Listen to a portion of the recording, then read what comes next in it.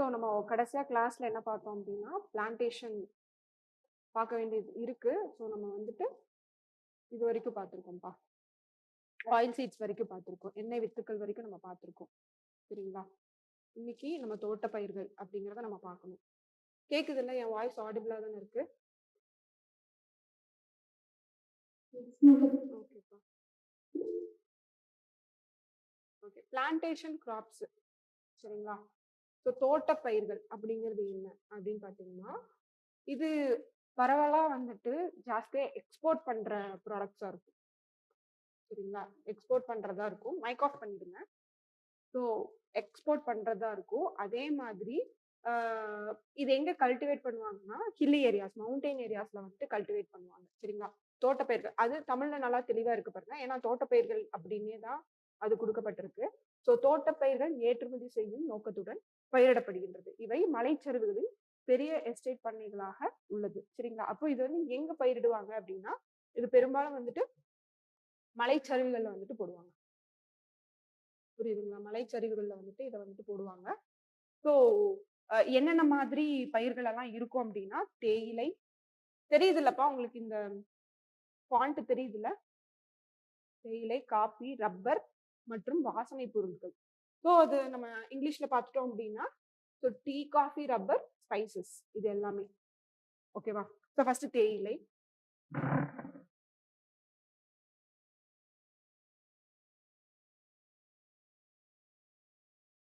So first தேயிலை. இதுல கொஞ்சம் முக்கியமான பாயிண்ட்ஸ் எல்லாம் வரும், அப்படியே நோட் பண்ணிக்கோங்க.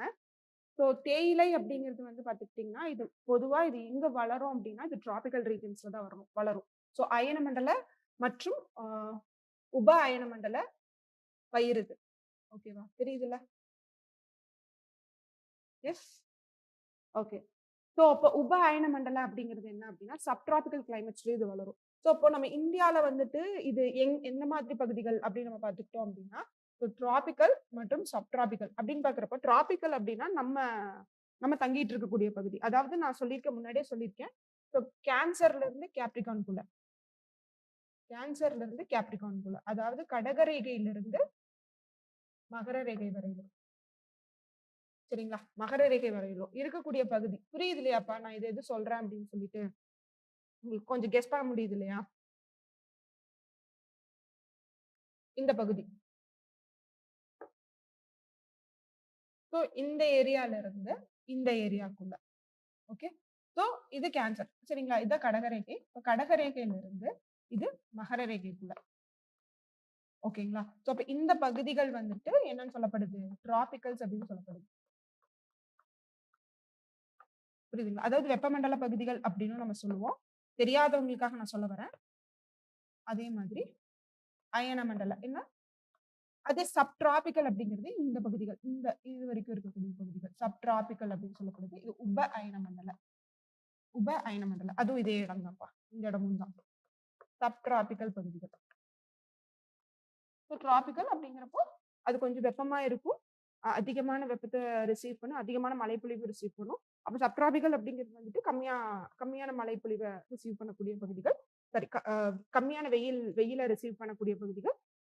அதே சமயத்துல மழைப்பொழிவும் இருக்கும். ஆனா கொஞ்சம் குளிர் கூட இருக்கும்.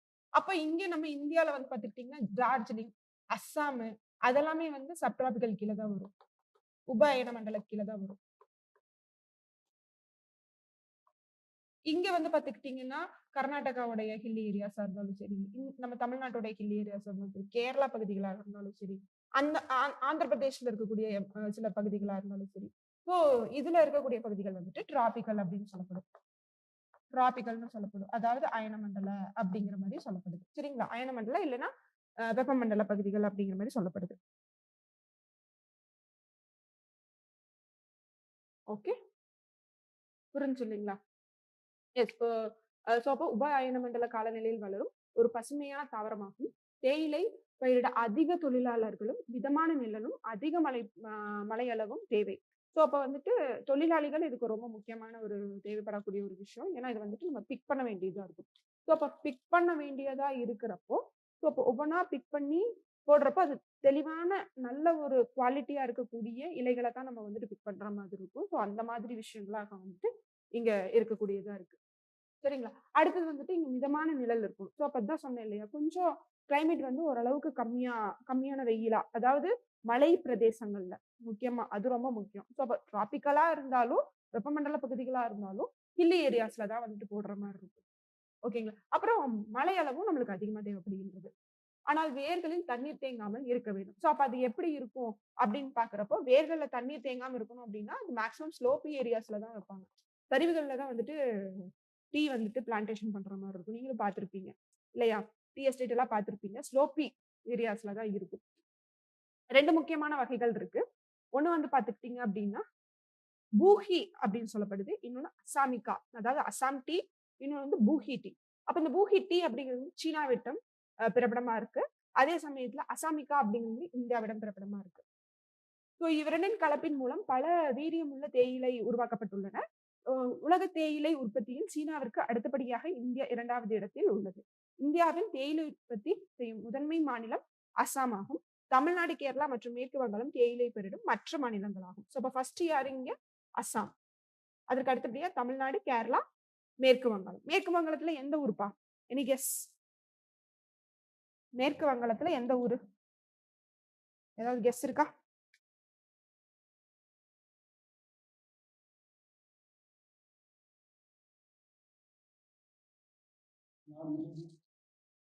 S, very good. Darjeeling. So 1 minute. நான் உங்களுக்கு இப்ப ரீசன்ட் அப்டேட் சொல்றேன்.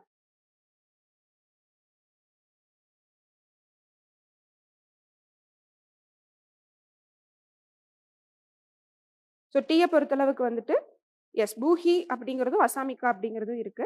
ஸோ இந்தியா வந்து 2ண்ட் தான்ப்பா. ஃபர்ஸ்ட் வந்துட்டு சைனா தான். அதே சமயத்துல நம்ம ஸ்டேட் வைஸ்ல பார்க்கிறப்போ, அசாம் ஃபர்ஸ்ட், தமிழ்நாடு 2ண்ட்,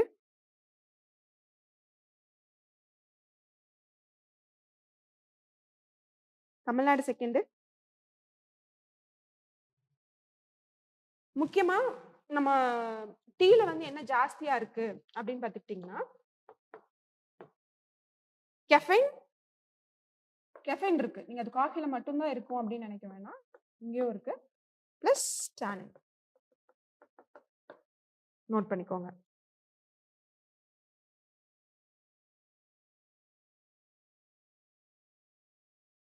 தமிழ்நாட்டுல எந்தெந்த இடத்துல வந்துட்டு டீ வந்துட்டு பயிரிடுறாங்க தேயிலை? ஊட்டி தானா? டோட்டலா நீலகிரிஸ்ன்னு சொல்லலாம். வால்பாறை. Very good. இது வந்து தமிழ்நாட்டை பொறுத்தளவுக்கு. தமிழ்நாடுன்னு கேட்டா ஊட்டி மட்டும் சொல்லக்கூடாதுப்பா. நீலகிரி. டோட்டலா நீலகிரின்னு நீங்க சொல்லணும். நீலகிரின்னு வர்றப்பவே உங்களுக்கு கூடலூரும் வந்துரும். அதுக்கப்புறம் குன்னூர் வந்துரும். ஸோ அப்படி அதை சுத்தி இருக்கக்கூடிய ஊட்டியை சுத்தி இருக்கக்கூடிய பகுதிகள் எல்லாமே வந்துரும். ஸோ இப்ப கேட்டா நீங்க வந்து நீலகிரி மற்றும் வால்பாறை அப்படிங்கிறது நீங்க சொல்ல தெரிஞ்சிருந்திருக்கணும்.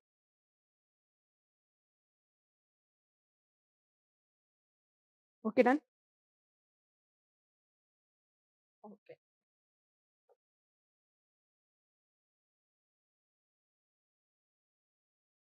ஓகே.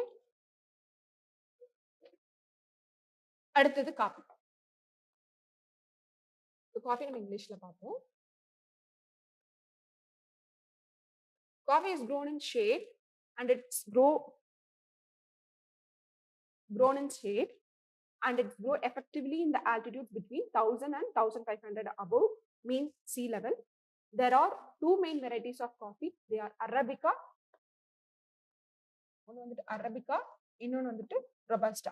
அரபிகா அப்படிங்கிறது ஹை குவாலிட்டி, அதே சமயத்தில் ரொபஸ்டா அப்படிங்கிறது கொஞ்சம் இன்ஃபீரியர் குவாலிட்டி. சரியா? ஸோ இப்போ இந்தியா அப்படின்னு பார்க்குறப்போ இது வந்துட்டு 7th லார்ஜஸ்ட். நான் இந்த டேட்டா உங்களுக்கு நான் இப்போ சொல்றேன்ப்பா. 7th largest producer of coffee globally. Karnataka தான் இதுல லீடிங் ப்ரொடியூசர். சரிங்களா? கர்நாடகா தான் வந்துட்டு இதனுடைய லீடிங் ப்ரொடியூசர். கிட்டத்தட்ட எவ்வளவுன்னு பார்த்துக்கிட்டீங்க அப்படின்னா 71% வந்துட்டு ப்ரொடக்ஷன் பண்றாங்க. கிட்டத்தட்ட 71% வந்துட்டு ப்ரொடக்ஷன் பண்றாங்க. ஓகே, எஸ், நோட் பண்ணிக்கோங்க.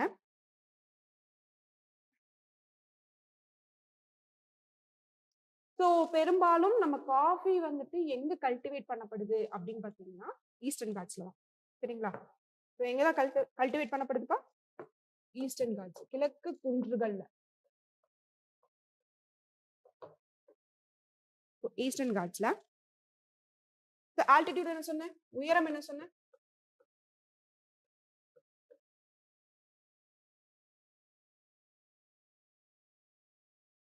சொல்லுங்க, இப்பதான் பார்த்தோம். உயரம் என்ன பார்த்தோம்? ஆல்டிடியூட் என்ன பார்த்தோம்?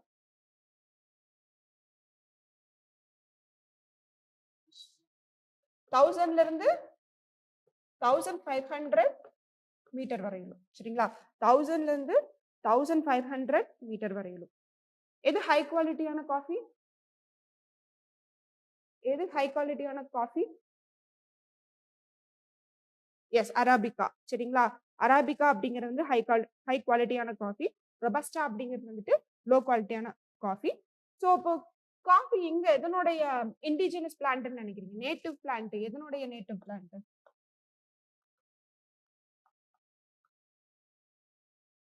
சொல்லுங்க பாப்போம். எங்க இதனுடைய ப்ரொடக்ஷன் இருக்கு?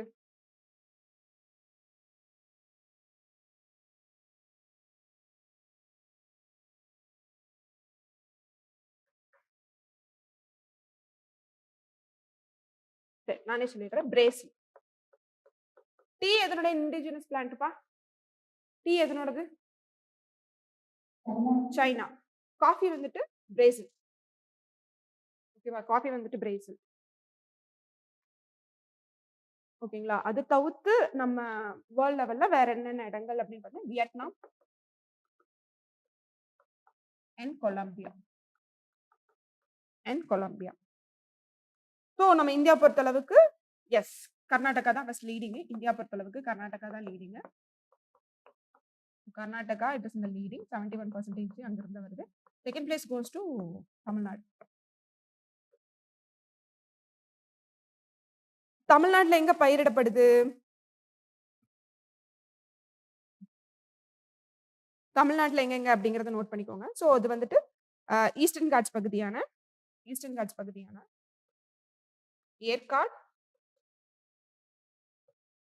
ஏற்காடு,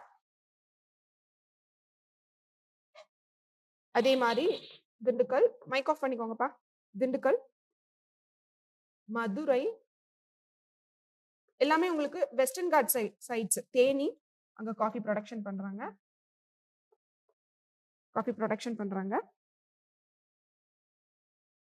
அதே மாதிரி வெஸ்டர்ன் காட்ஸ்லயும்.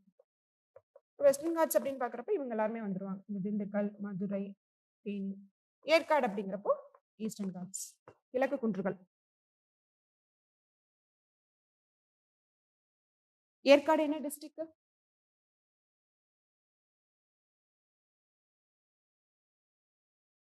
சொல்லுங்க. ஏற்காடு என்ன டிஸ்ட்ரிக்ட்?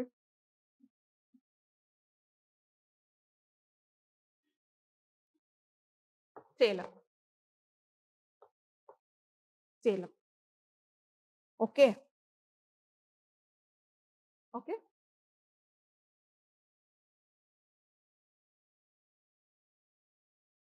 நெக்ஸ்ட்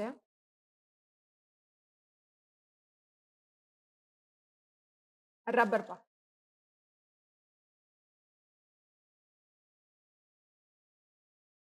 ரப்பர் 1902ஆம் ஆண்டு கேரளாவில் முதலில் ரப்பர் தோட்டம் உருவாக்கப்பட்டது. இப்ப எங்க ஃபர்ஸ்ட் ரப்பர் தோட்டம் உருவாக்கி இருக்காங்க? கேரளால. வெப்ப ஈரப்பத அயனமண்டல காலநிலையில் ரப்பர் பயிரிட ஏற்ற பகுதியாகும், ஏற்ற காலநிலையாகும். வெப்பநிலை வந்துட்டு இதற்கு எவ்வளவு இருக்கணும் அப்படின்னு பாத்தீங்கன்னா 20°C இருக்கணும். அதற்கும் அதிகமாக இருக்க வேண்டும். மழைப்பொழிவு வந்துட்டு 300 சென்டிமீட்டருக்கு மேல் இருக்க வேண்டும். அப்ப நல்ல மழைப்பொழிவு இருக்கக்கூடிய பகுதிகளாக அது இருக்க வேண்டும். பெரும்பாலான ரப்பர் தோட்டங்கள் சிறு நில உரிமையாளர்களிடம் உள்ளன. கேரளா, தமிழ்நாடு, கர்நாடகம் மற்றும் அந்தமான நிக்கோபார் தீவுகள் ரப்பர் உற்பத்தியில் முக்கியமான பகுதிகளாகும். இதுல பெரிய ஒன்றும் சொல்ற அளவுக்கு இல்ல. ஓகே.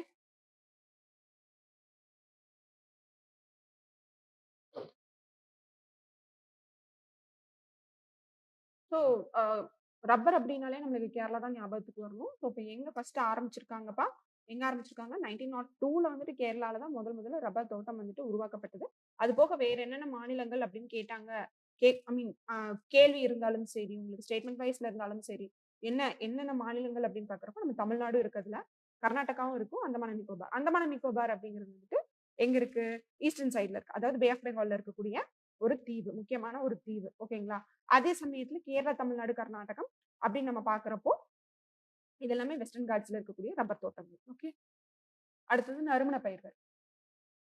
நறுமண பயிர்கள், ஸ்பைசஸ் தெரியுதுல்ல?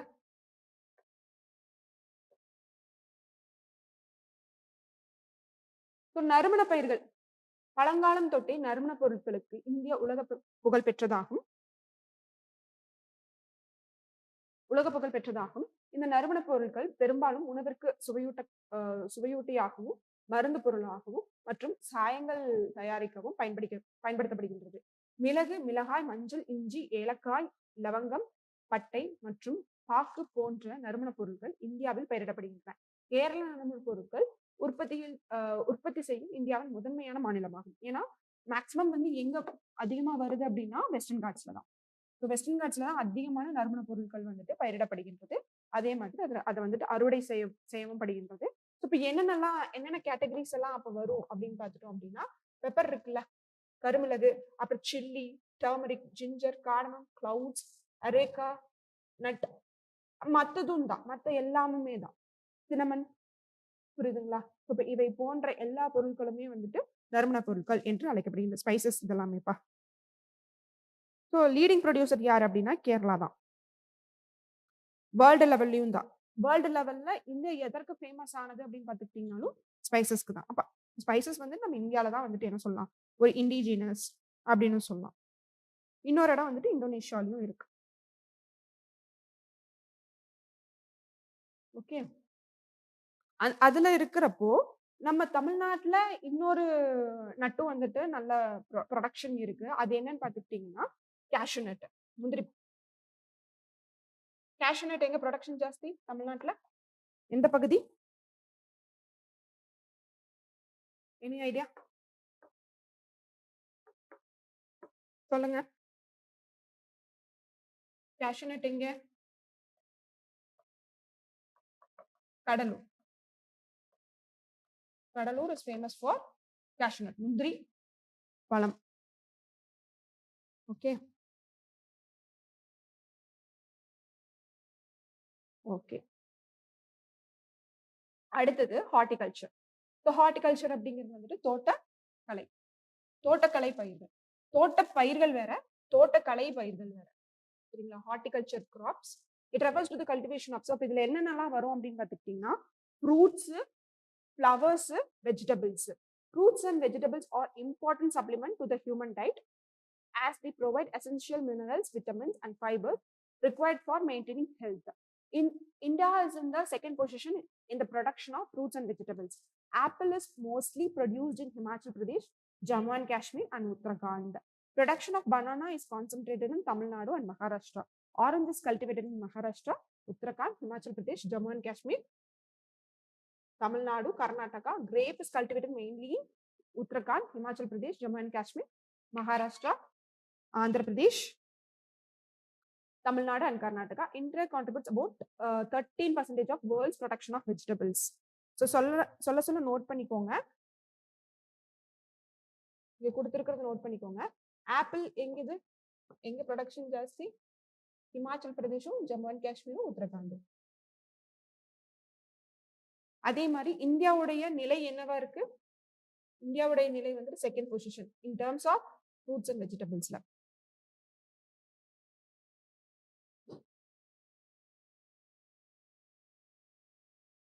ஓகே. அடுத்தது பனானா அப்படின்னு நம்ம பாக்குறப்போ தமிழ்நாடு, மகாராஷ்டிரா. ஆரஞ்சுன்னு பாக்குறப்போ Maharashtra, Uttarakhand, Himachal Pradesh, Jammu and Kashmir, Tamil Nadu and Karnataka. Even orange தான்.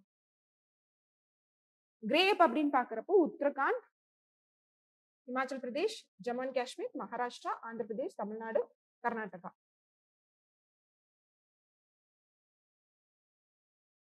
ஓகே.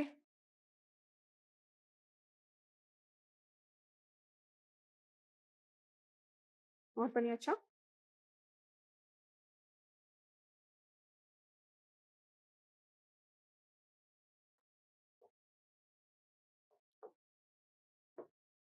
வேர்ல்டு லெவல்ல யார் leading in terms of fruits and vegetables? Any guess? ஜாஸ்தி நம்ம சைனா தான் பார்த்துட்டு இருக்கோம். சைனா தான் வேர்ல்ட் லெவல்ல. செகண்ட் யாருப்பா? இந்தியா தான். Contributes 13% to the world. ஓகேவா? தமிழ்நாட்டுல எந்த பழம் அப்படின்னு பாக்குறப்போ, தமிழ்நாட்டை பொறுத்தளவுக்கு இப்ப பார்த்தோம். என்னென்ன பழமா? Banana, yes. அப்புறம் ஆரஞ்சு,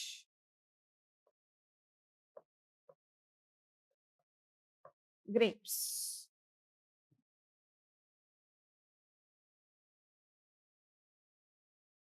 ஓகே, நோட் பண்ணியாச்சா?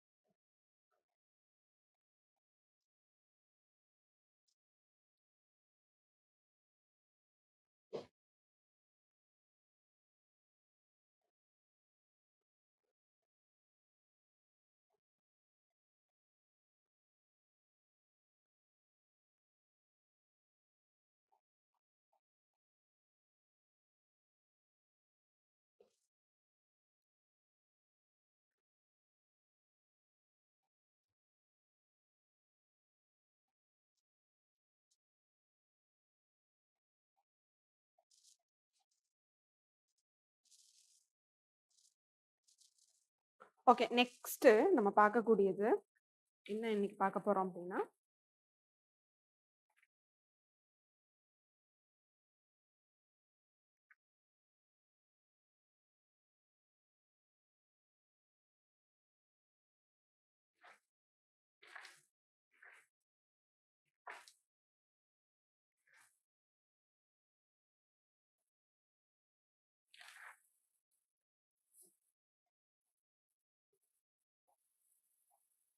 ஓகே, ஹெட்டிங் போட்டுக்கோங்க.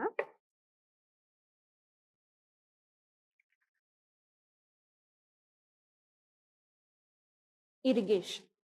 இது வந்து இந்தியா லெவல்ல.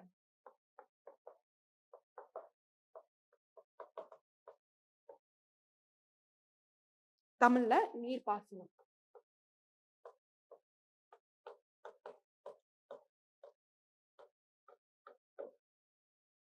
ஓகே,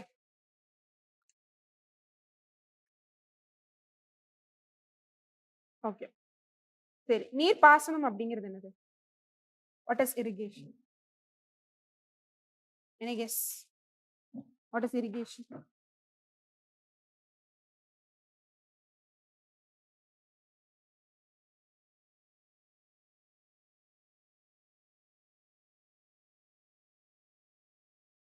சொல்லுங்கப்பா, கேக்குது இல்ல நான் பேசுறது?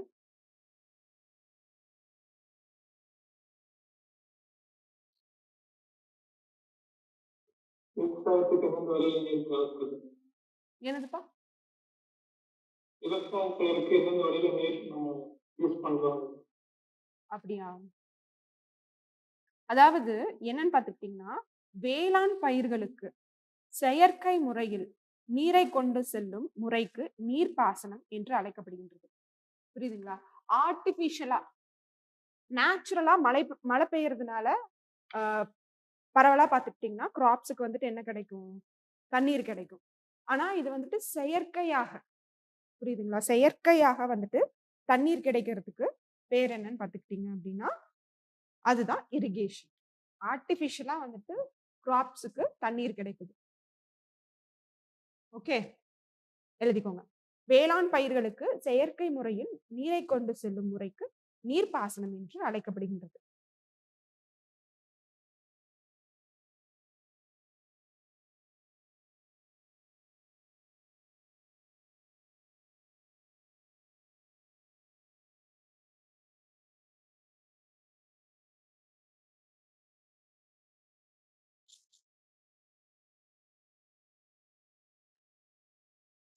ஸோ பாசன மூலங்கள் என்னென்ன விதமான நீர் சோர்சஸ் ஐ மீன் இரிகேஷன் சோர்சஸ் இருக்கு அப்படின்னு பார்த்துக்கிட்டோம்னா மூலங்கள் அப்படின்னு சொல்லுவாங்க இதை. ஸோ மொத்தம் வந்து பார்த்துக்கிட்டிங்கன்னா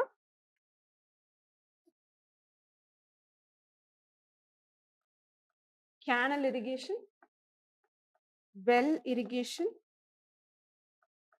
tank irrigation,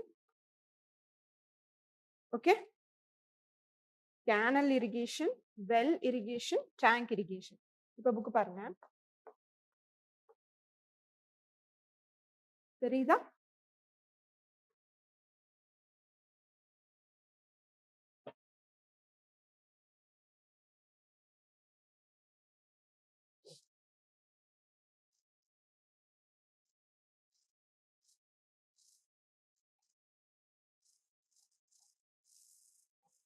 ஓகே, ஸோ மேஜரானது வந்து பார்த்துக்கிட்டிங்கன்னா இங்கே கொடுத்துருக்காங்க பாருங்க, canal irrigation, well irrigation, and then வாட்மா டேங்க் இரிகேஷன். ஸோ பாசன மூலங்கள் கால்வாய், கேனல் அப்படின்னா கால்வாய் நீர் பாசனம், வெல் அப்படிங்கிறது உங்களுக்கு நல்லாவே தெரியும் கிணற்று பாசனம், அடுத்தது வந்துட்டு டேங்க் இரிகேஷன் அப்படிங்கிறது ஏரி பாசனம். ஸோ அதனுடைய பெர்சன்டேஜ் கொடுக்கப்பட்டிருக்கு, இங்க பார்த்துக்கோங்க. ஐ திங்க் தமிழ் விட கொஞ்சம் இதுல தெளிவா இருக்கு. ஸோ கேனல் வந்து பார்த்துக்கிட்டிங்கன்னா 24%. அதே வந்துட்டு டியூப் வெல் இதெல்லாம் என்னென்ன அப்படிங்கிறத நம்ம ஒன்றா பார்ப்போம். இது வந்துட்டு 46, டியூப் வெல் குழாய் கிணறு, டேங்க்ல வந்து 3%, மற்ற கிணறுகள் அப்படிங்கிறப்போ 16%, மற்ற மூலங்கள் அப்படிங்கிறப்போ 11%.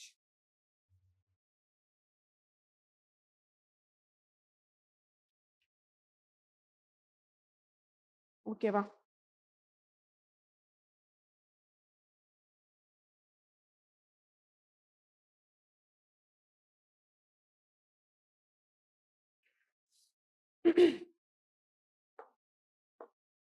இப்ப இதுல ஃபர்ஸ்ட் நம்ம பார்க்கக்கூடியது கேனல், கால்வாய். ஓகேவா? கேனல் இரிகேஷன் நம்ம ஃபர்ஸ்ட் பார்க்க போறோம். இது இந்தியாவின் 2வது மற்றும் முக்கியமான நீர்ப்பாசனமாகும். சரிங்களா? இது இந்தியாவின் 2வது மற்றும் முக்கியமான நீர்ப்பாசனமாகும். இதனுடைய சதவீதம் வந்துட்டு எவ்வளவுப்பா? இதனுடைய சதவீதம் வந்து பார்த்துக்கிட்டீங்கன்னா 24%. இதனுடைய சதவீதம் வந்துட்டு 24%.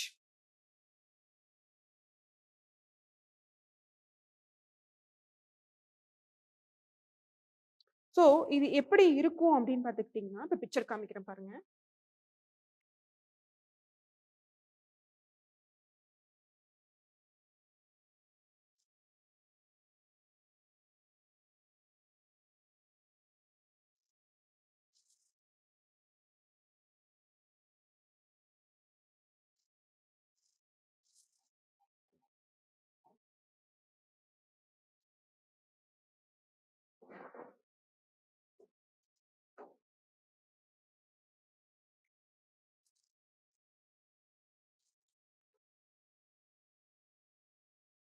தெரியுதுல்ல?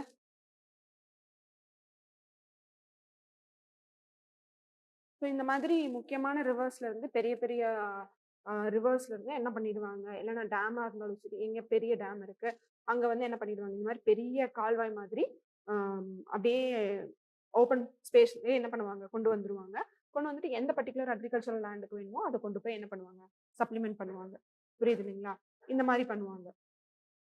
ஸோ இதுக்கு சோர்ஸ் வந்து பார்த்துக்கிட்டிங்கன்னா மேஜர் ரிவர்ஸ், இப்போ கங்கா மாதிரி இருக்கக்கூடிய ரிவர், பிரம்மபுத்திரா மாதிரி இருக்கக்கூடிய ரிவர், யமுனா மாதிரி இருக்கக்கூடிய ரிவர், காவிரியோ இல்லைன்னா கோதாவரியோ, அதுல இருந்து என்ன பண்ணுவாங்க, கிளை கிளையா எடுத்துட்டு என்ன பண்ணுவாங்க, பர்டிகுலர் ஏரியாவுக்கு, அது எந்த ஏரியாவுக்கு அதிகமான அக்ரிகல்ச்சரல் லேண்ட் ஃபார்ம்ஸ் இருக்கோ, எந்த மாநிலத்துக்கு தேவைப்படுதோ, எந்த மாநிலத்துல எந்த முக்கியமான பகுதிகளா இருக்கோ அங்க வந்துட்டு இதை வந்து என்ன பண்ணுவாங்க, சப்ளை பண்ணுவாங்க. ஸோ இப்போ இது இந்தியாவில் வந்துட்டு செகண்ட் பிளேஸ், அதை ஃபர்ஸ்ட் நல்லா ஞாபகம் வச்சுக்கோங்க. பர்சன்டேஜ் ஆஃப் கேனல் இரிகேஷன் இருக்கக்கூடிய இது எவ்வளவு இருக்குப்பா? 24%. ஓகேங்களா? அது உங்களுக்கு ஞாபகமா வச்சுக்கோங்க, 24%. இது தாழ்வான மற்றும் சமமான நிலப்பகுதி, பருமன் மிகுந்த வளமான மண், வற்றாத நீர் மூலங்கள் மற்றும் அதிக நீர்பிடிப்பு கொண்ட பகுதிகளில் கால்வாய் பாசனம் முக்கிய ஆதாரமாகும். ஸோ அப்போ ரொம்ப முக்கியமான ஒரு விஷயம் என்ன அப்படின்னா, இது வந்து ரொம்ப தாழ்வான பகுதிகளில் வந்துட்டு இது செயல்படுத்தப்படும். அதுவும் இல்லாம அதிகமான நீர்ப்போக்கு எந்த ரிவர்ஸ் கிட்ட இருந்து, எந்த நதிகள் கிட்ட இருந்து கிடைக்குதோ அதுல இருந்து ஒரு பிரான்ச்சஸ், சப் பிரான்ச்சஸ் எடுத்து தான் இது வந்து என்ன பண்ணுவாங்க, சப்ளிமெண்ட் பண்ணுவாங்க. ஸோ கால்வாய் பாசனமே, அந்த கேனல் இரிகேஷனே வந்துட்டு நம்ம 2 விதமா நம்ம பிரிக்கலாம். சரிங்களா? ஒண்ணு வந்து பார்த்துக்கிட்டிங்கன்னா வெள்ளப்பெருக்கு கால்வாய். ஒண்ணு வந்து பார்த்துக்கிட்டீங்க அப்படின்னா வெள்ளப்பெருக்கு கால்வாய். இன்னொன்னு வந்து பார்த்துக்கிட்டீங்க அப்படின்னா வற்றாத கால்வாய். ஸோ வெள்ளப்பெருக்கு கால்வாய் இங்க பாருங்க. எஸ், inundation canals தெரியுதுல?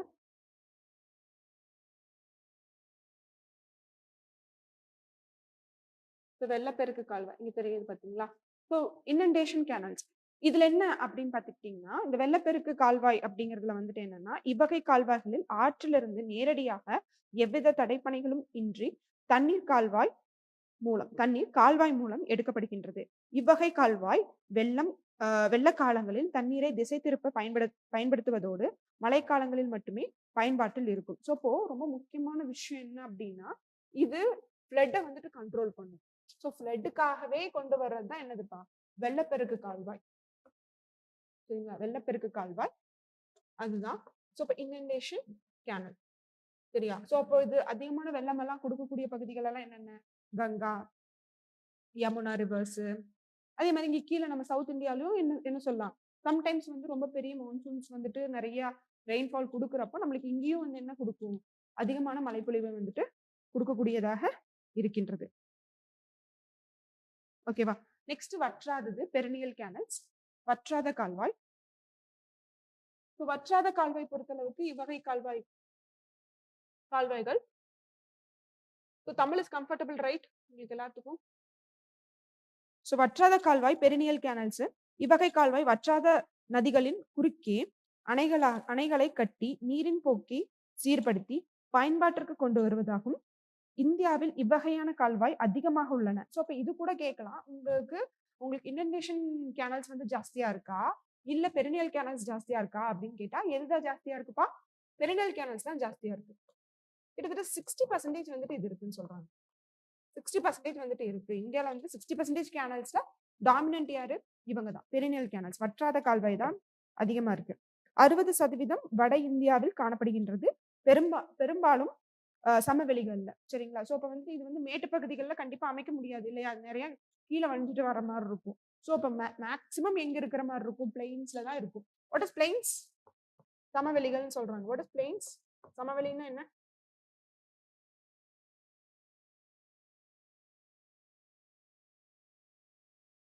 சொன்னேன்ல உங்களுக்கு, நம்ம இந்தியன் ஜியோகிராஃபி எடுத்துட்டோம்ல, ஐ மீன் லொகேஷன் அந்த பிசிக்கல் ஃபீச்சர்ஸ் இதெல்லாம் எடுத்தாச்சு இல்ல?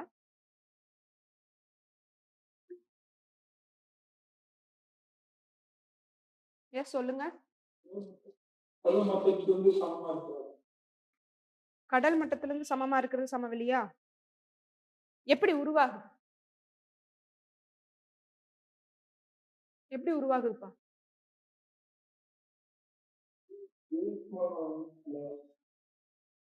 என்னப்பா?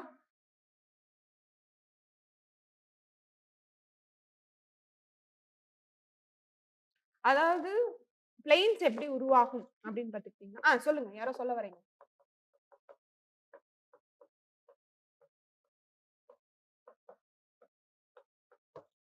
சொல்லுங்கம்மா, சொல்லுங்க.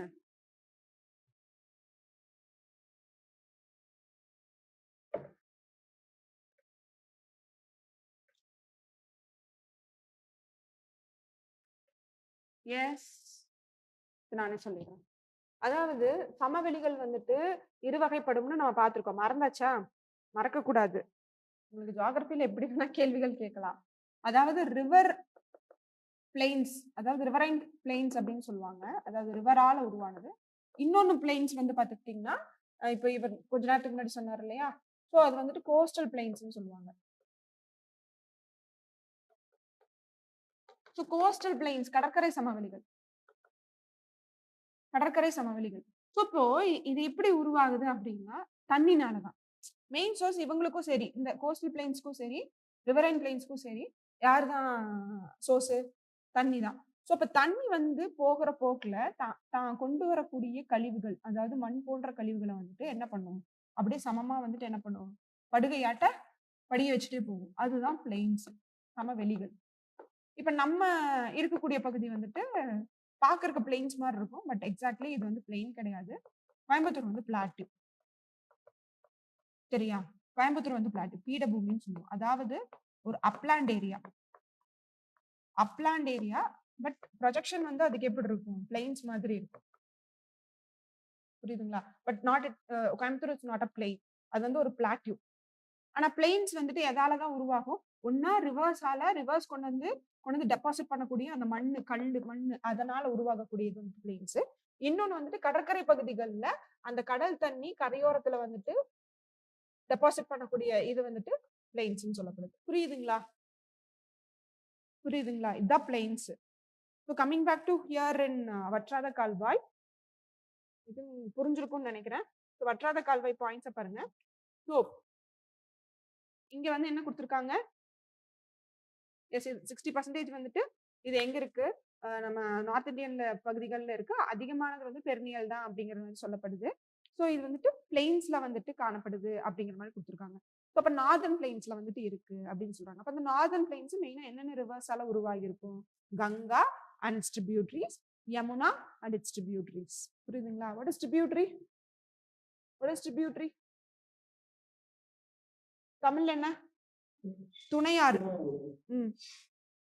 அதாவது ஒரு மெயின் ரிவர் கூட குட்டி குட்டி ரிவர்ஸ் போய் அதுல போய் ஜாயின் ஆகிறது என்னன்னு சொல்லுவாங்க? துணை ஆறுகள். புரியுதுங்களா? புரிஞ்சுங்களா? அடுத்தது வெல் இரிகேஷன். வெல் இரிகேஷன் அப்படிங்கிறது என்னதுப்பா? கிணற்று பாசனம். அதாவது 3 பாசனம் இருக்கு. ஒண்ணு வந்து என்னது? கால்வாய். இன்னொன்னு கிணற்று பாசனம். இன்னொரு பாசனம் வந்து என்ன பாசனம்?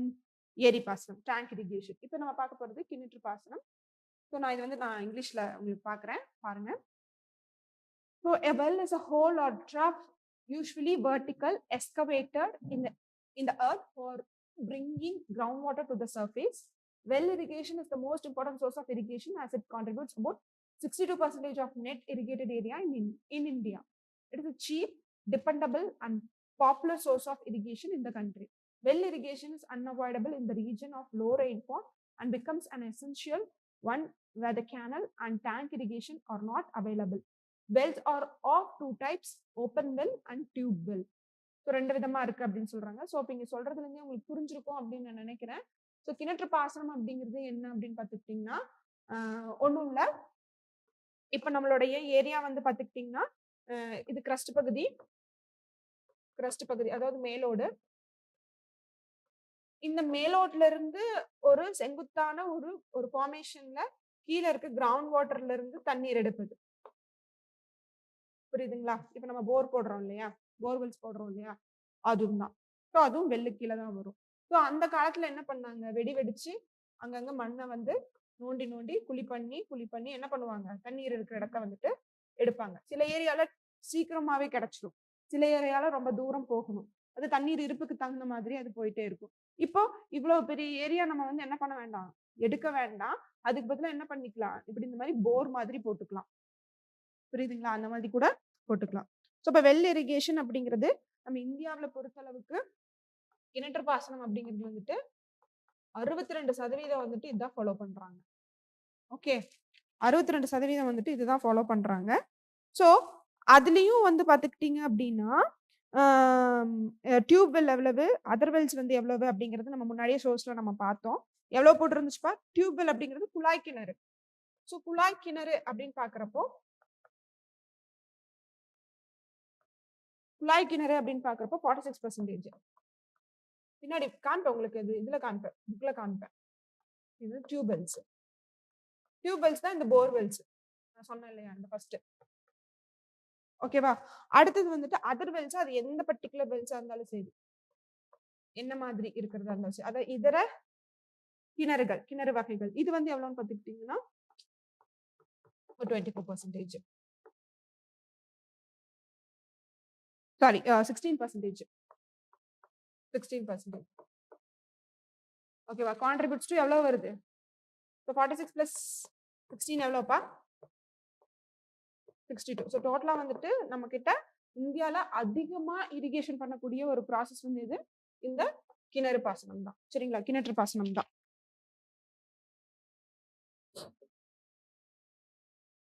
ஓகே. புக்கு பாருங்க. ஸோ 2 வகையா இருக்கு. ஒண்ணு வந்துட்டு ஓப்பன் வெல்ஸ், இன்னொன்னு வந்து டியூப் வெல்ஸ். ஓப்பன் வெல் வந்து என்னன்னா திறந்த வெளி கிணறுகள். அதே மாதிரி டியூப் வெல் அப்படிங்கிறது என்னன்னு சொல்லப்படுது அப்படின்னு பார்த்துக்கிட்டீங்கன்னா ஆழ்துளை கிணறுகள். ஆழ்துளை கிணறுகள்.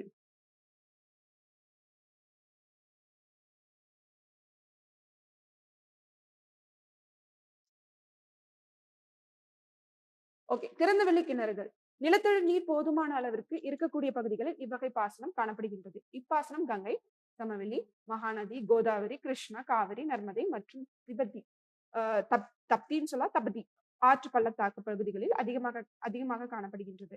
ஆழ்துளை கிணறு வந்து பார்த்துக்கிட்டீங்க அப்படின்னா பாசனம் இந்த இவ்வகை பாசனமானது நிலத்தடி நீர் மற்றும் குறைவாக உள்ள பகுதிகள், மின்மிகை பகுதிகள் மற்றும் மென்பாறைகள் கொண்ட பகுதிகள் மேற்கொள்ளப்படுகின்றது. இது எங்கெங்கெல்லாம் இருக்கும் அப்படின்னா நம்ம தமிழ்நாட்டுல இருக்கும். குஜராத், மகாராஷ்டிரா, பஞ்சாப், மத்திய பிரதேசம் மற்றும் தமிழ்நாடு ஆகிய மாநிலங்களில் இந்த ஆழ்துளை கிணறுகள், இந்த ஆழ்துளை கிணறுகள் தான் போர்வெல்ஸ். புரியுதுங்களா? ஆழ்துளை கிணறுகள் தான் வந்து என்னது போர்வெல்ஸ். வந்து டியூப் வெல்ஸ்ன்னு சொல்றோம் இல்லையா? அது.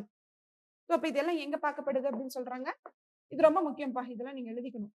குஜராத், மகாராஷ்டிரா, பஞ்சாப், மத்திய பிரதேசம், தமிழ்நாடு போன்ற மாநிலங்கள்.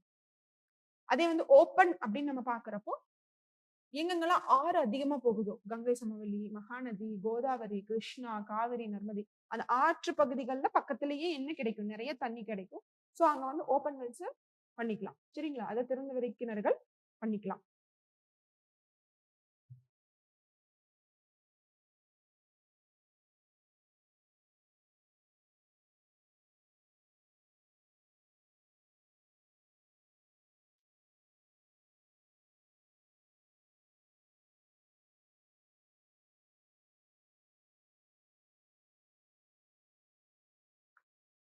ஸோ என்னென்ன ஸ்டேட்ஸ் பாருங்க, என்னென்ன ஸ்டேட்ஸ் வந்துட்டு வெல் இரிகேஷன்ல அதிகமான பேர் இருக்காங்க அப்படின்னு பாக்குறப்போ உத்தரப்பிரதேஷ், மத்திய பிரதேஷ், ராஜஸ்தான், குஜராத், அப்புறம் பஞ்சாப்.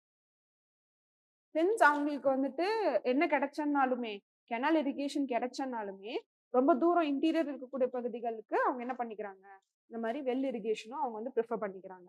ஸோ அந்த லிஸ்ட்ல பாக்குறப்போ உத்தரப்பிரதேஷ், மத்திய பிரதேஷ், ராஜஸ்தான், குஜராத், பஞ்சாப் எவ்வளவு பெர்சன்டேஜ்ல இருக்காங்க அப்படிங்கிறது கொடுத்துருக்காங்க. நோட் பண்ணிக்கோங்க.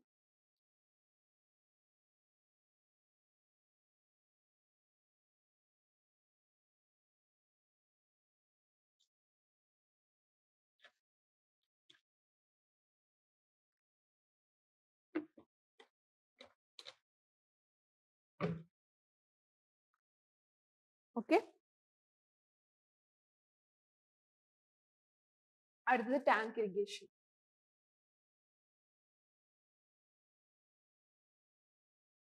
அடுத்தது டேங்க் இரிகேஷன், ஏரி பாசனம். ஸோ டேங்க் இரிகேஷன் அப்படிங்கிறது நேச்சுரலா மேன்மேடா இருக்கக்கூடியது. ஒன்னா வந்துட்டு நேச்சுரல், இட்ஸ் நேச்சுரலாவும் இருக்கும், மேன்மேடு ஃபாலோவாகவும் இருக்கும். அந்த surface developed by constructing a small bund around it cross at stream. It is used to collect and store water for irrigation and other purpose. Irrigation by tanks is very old system in India. It also includes irrigation from lake ponds. So பாண்ட்ஸ்ல இருந்தும் எடுக்கிறதும் லேக்ல இருந்து எடுக்கிறதும் என்னதான் சொல்லப்படுது? Tank irrigation, அதாவது ஏரி பாசனம் அப்படின்னு சொல்லப்படுது. இங்க பாருங்க, இங்க என்ன கொடுத்திருக்காங்க? ஏரிகள் மற்றும் குளங்களை, ஏரிகள் மற்றும் குளங்களை அப்படின்னு சொல்லப்படுது இருக்கு. அதுவும் தான் இது கீழே வரும் அப்படின்னு சொல்றாங்க. இது ரொம்ப பழங்காலத்து ஒரு முறை. சரிங்களா?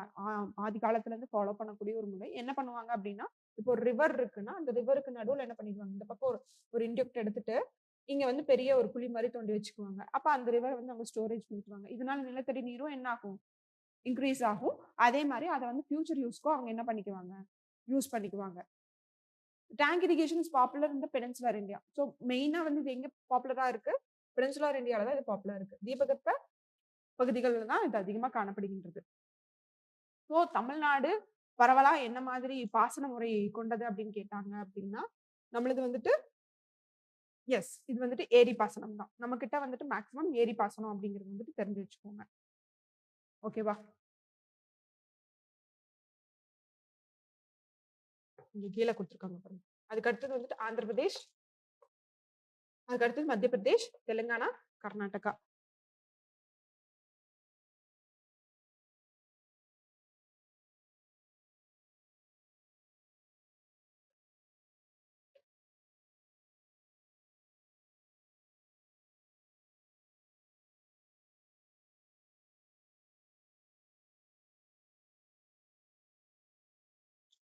ஓகே,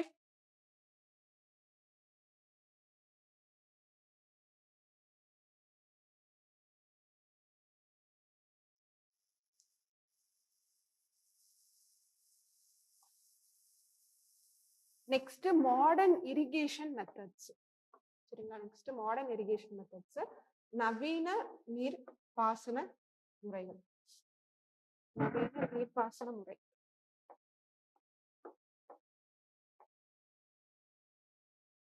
ஓகேவா? இப்போ ட்ரெண்டா வந்து பாத்துக்கிட்டீங்கன்னா நிறைய நீர்ப்பாசன முறைகள் வந்துட்டு இருக்கு. இப்போ ஃபார் எக்ஸாம்பிள் பாத்துக்கிட்டோம் அப்படின்னா, இங்க வந்து பாத்துக்கிட்டீங்கன்னா ட்ரிப்ஸ் இருக்கு, ஸ்ப்ரிங்க்லர்ஸ் இருக்கு, poly house, central pivot irrigation. சரிங்களா? இப்போ ட்ரிப்ஸ் அப்படிங்கறது வந்து பாத்துக்கிட்டீங்கன்னா சொட்டு நீர் பாசனம், தெரியுது இல்லையா? அடுத்தது வந்துட்டு ஸ்ப்ரிங்க்லர்ஸ் அப்படிங்கிறது வந்துட்டு தெளிப்பு முறை பாசனம். அடுத்தது வந்து பாத்துக்கிட்டீங்கன்னா poly house central pivot irrigation. நான் காமிப்பேன், உங்களுக்கு பிக்சர் காமிப்பேன். இது வந்து பாத்துக்கிட்டீங்கன்னா மைய சுழல் நீர்ப்பாசனம். சரிங்களா? இதுல ஃபர்ஸ்ட் இங்க பாருங்க, ட்ரிப் சிஸ்டம் அப்படிங்கிறது வந்து என்ன, அதாவது சொட்டு நீர் பாசனம் அப்படிங்கிறது என்ன அப்படின்னு பாத்துக்கிட்டீங்கன்னா, என்பது தாவரங்களின் வேர் பகுதிகளுக்கு சொட்டு நீராக பாய்ச்சுவதாகும். பார்த்திருக்கீங்களா இது எங்காவது வந்துட்டு நீங்க ஒரு ஃபார்ம் லேண்ட்ஸ்ல எல்லாம் பார்த்திருக்கீங்களா, உங்களுடைய நிலப்பகுதிகள் எல்லாம் பார்த்திருக்கீங்களா, உங்க ஏரியால சம்திங் லைக் தட் அந்த மாதிரி பார்த்திருக்கீங்களா? இதனுடைய பிளஸ் பாயிண்ட் என்னன்னா நிறைய தண்ணி வேஸ்ட் ஆகாது. ஸ்ட்ரெயிட்டா வந்துட்டு அந்த செடியுடைய வேருக்கே போகிற மாதிரி வந்துட்டு போட்டிருந்திருப்பாங்க. ஐ திங்க் இங்க பிக்சர் இருக்கான்னு பாக்குறேன், இல்லைன்னா நான் காமிக்கிறேன். Okay, 1 minute.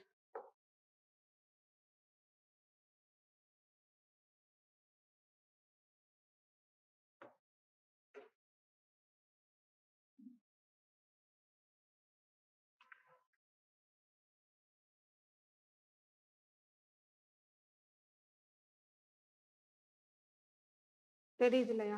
அந்தந்த செடிக்கு பர்டிகுலரா இது கூட ஸ்ப்ரிங்க்லர் தான், பட் ஆனா இதுதான் வந்துட்டு எக்ஸாக்டா சொட்டு நீர் பாசனம். டிராப் பை டிராப்பா வந்துட்டு கிடைச்சிக்கிட்டே இருக்கும் அந்த செடிக்கு வந்துட்டு அந்த பர்டிகுலர் வாட்டர் சப்ளை அப்படிங்கிறது கிடைச்சிக்கிட்டே இருக்கும். இதனால என்ன பிளஸ் பாயிண்ட் அப்படின்னா நிறைய தண்ணி வந்து வேஸ்ட் ஆகாது. இப்போ ஒரு நிலத்துல நம்ம தண்ணி வந்துட்டு பாய்ச்சல் விடுறோம் அப்படின்னா பல இடத்துல அது டிராவல் பண்ணி அது வரணும். அப்ப அது நிறைய இடத்துல உறிஞ்சப்பட்டுரும். நிலத்துல தேவையில்லாத இடத்துல உறிஞ்சப்பட்டுரும், தண்ணீரானது உறிஞ்சப்பட்டுரும். இதனால தண்ணீர் வந்து நிறைய வேஸ்ட் ஆகும். அப்படி வேஸ்ட் ஆகாம என்ன பண்ணலாம், பர்டிகுலர் பிளான்ட்டுக்கே வந்து என்ன போய் விழுகிற மாதிரி இருக்கும், இந்த பர்டிகுலர் தண்ணி வந்துட்டு கொஞ்சம் கொஞ்சமா போய் சேர்ற மாதிரி இருக்கும். இதுதான் சொட்டு நீர் பாசனம். ஓகேவா? புரிஞ்சுச்சு இல்லைங்களா? அடுத்தது ரெயின் கன், தெளிப்பு பாசனம். ரெயின் கன், ஸ்ப்ரிங்க்லர்ஸ் அப்படின்னு நம்ம சொல்லலாம். Rain gun used to spread water like rain as in name and used to serve for crops which used to grow up to 4 feet or high also, but we have to adjust sprinklers height as per crop size. Typical usage of rain guns are in sugarcane, maize crops. So அப்போ இதனோட usage வந்து எங்க அதிகமா இருக்கு அப்படின்னு நம்ம பார்க்குறப்போ sugar கேனுக்கும் maize கிராப்ஸ்க்கும். ஏன்னா அதனுடைய ஹைட்லாம் ஓரளவுக்கு பெரிய லெவலுக்குள்ள இருக்கும். சரிங்களா? அதான் இங்க கொடுத்துருக்காங்க பாருங்க, 4 feet and or high, 4 அடி இல்லைன்னா அதற்கும் மேல. தெளிப்பு பாசனம் என்பது பெயருக்கேற்றவாறு மழைப்பொழிவை போன்றே பயிர்களுக்கு நீர்த்துளிகளை தெளிப்பதாகும். தெளிப்பான் பயிர்கள் உயரத்திற்கேற்றவாறு மாற்றி 4 மீட்டருக்கும் அதிக உயரமான பயிர்களுக்கும் கூட பயன்படுத்தலாம். குறிப்பாக கரும்பு மற்றும் சோள பயிர்களுக்கு இவ்வகை பாசனம் பயன்படுத்தப்படுகின்றது. ஸோ அப்ப கேட்கலாம், உங்களுக்கு கேள்விகள் கேட்கலாம். எப்படி கேட்கலாம்? ஸோ இப்ப ரெயின் கன் வந்து எதுக்கு யூஸ் பண்ணப்படுது? சரிங்களா? ரெயின் கன் அப்ப வந்துட்டு தெளிப்பு பாசனம் வந்துட்டு எதுக்கு யூஸ் பண்ணப்படுது? ஸ்ப்ரிங்க்லர்ஸ் எதுக்கு யூஸ் பண்ணப்படுது அப்படின்னு கேட்டா, மெய்ஸுக்கும், சுகர் கேனுக்கும். நீங்க அத எப்படி ஞாபகம் வச்சுக்கலாம்? ஸோ அப்போ இது வந்து ஓரளவுக்கு ஹைட்டா இருக்கக்கூடிய பிளான்ட்ஸுக்கு இது வந்து குடுக்குறாங்க அப்படிங்கிற மாதிரி ஞாபகம் வச்சுக்கலாம். ஓகே. அடுத்தது central pivot irrigation. Central pivot irrigation. So central pivot irrigation அப்படிங்கிறது மைய சுழற்சி நீர்ப்பாசனம். சரிங்களா? Central pivot irrigation sometimes is called as a central pivot irrigation or also called as water wheel or circle irrigation. It's a method of crop irrigation in which equipment rotates around a pivot and crops are watered with the sprinklers. இப்போ இது என்ன கொடுத்திருக்காங்க? இது நீர் சக்கரம் அல்லது வட்ட சுழற்சி நீர்ப்பாசனம் என்றும் அழைக்கப்படுகின்றது. இம்முறையில் கருவியின் மையப்பகுதி சுழன்று கொடுக்கும் தெளிப்பான்கள் மூலம் பயிர்களுக்கு நீர் தெளிப்பு முறையை மேற்கொள்ளப்படுகின்றது. இப்ப இங்க பாருங்க, பிக்சர் பாருங்க.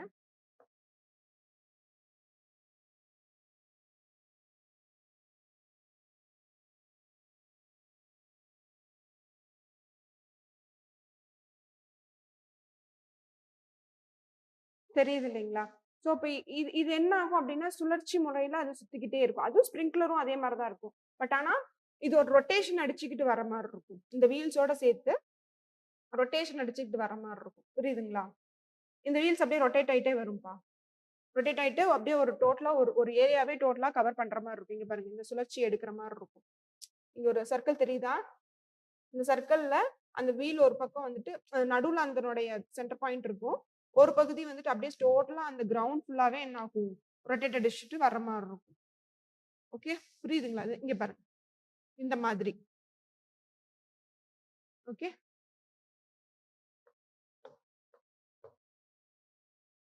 நெக்ஸ்ட் ரொம்ப முக்கியமானது மல்டிபர்பஸ் ரிவர் வேலி. பல்நோக்கு ஆற்று பள்ளத்தாக்கு திட்டம். பல்நோக்கு ஆற்று பள்ளத்தாக்கு திட்டம். எனி ஐடியா இத பத்தி? மல்டிபர்பஸ் ரிவர் வேலி ப்ராஜெக்ட்.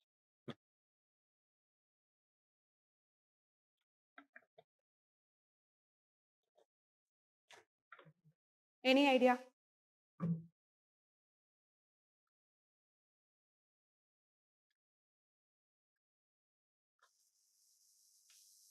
என்னென்ன பண்ணுவாங்க?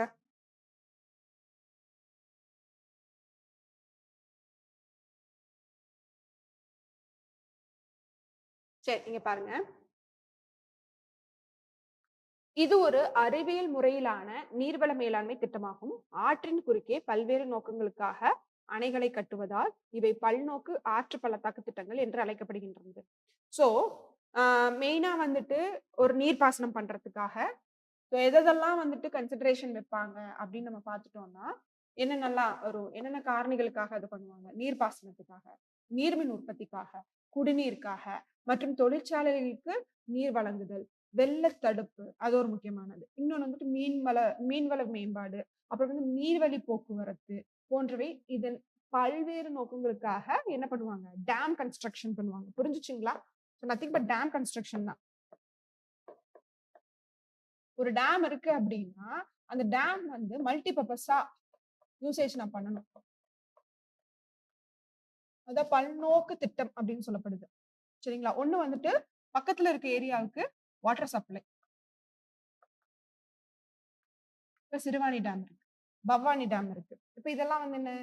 பக்கத்துல அந்த ஏரியா சுற்று வட்டார பகுதிகளில் இருக்கக்கூடிய எல்லா இடத்துக்குமே வந்து என்ன பண்ணணும்? நீராதாரம் கொடுக்கணும்.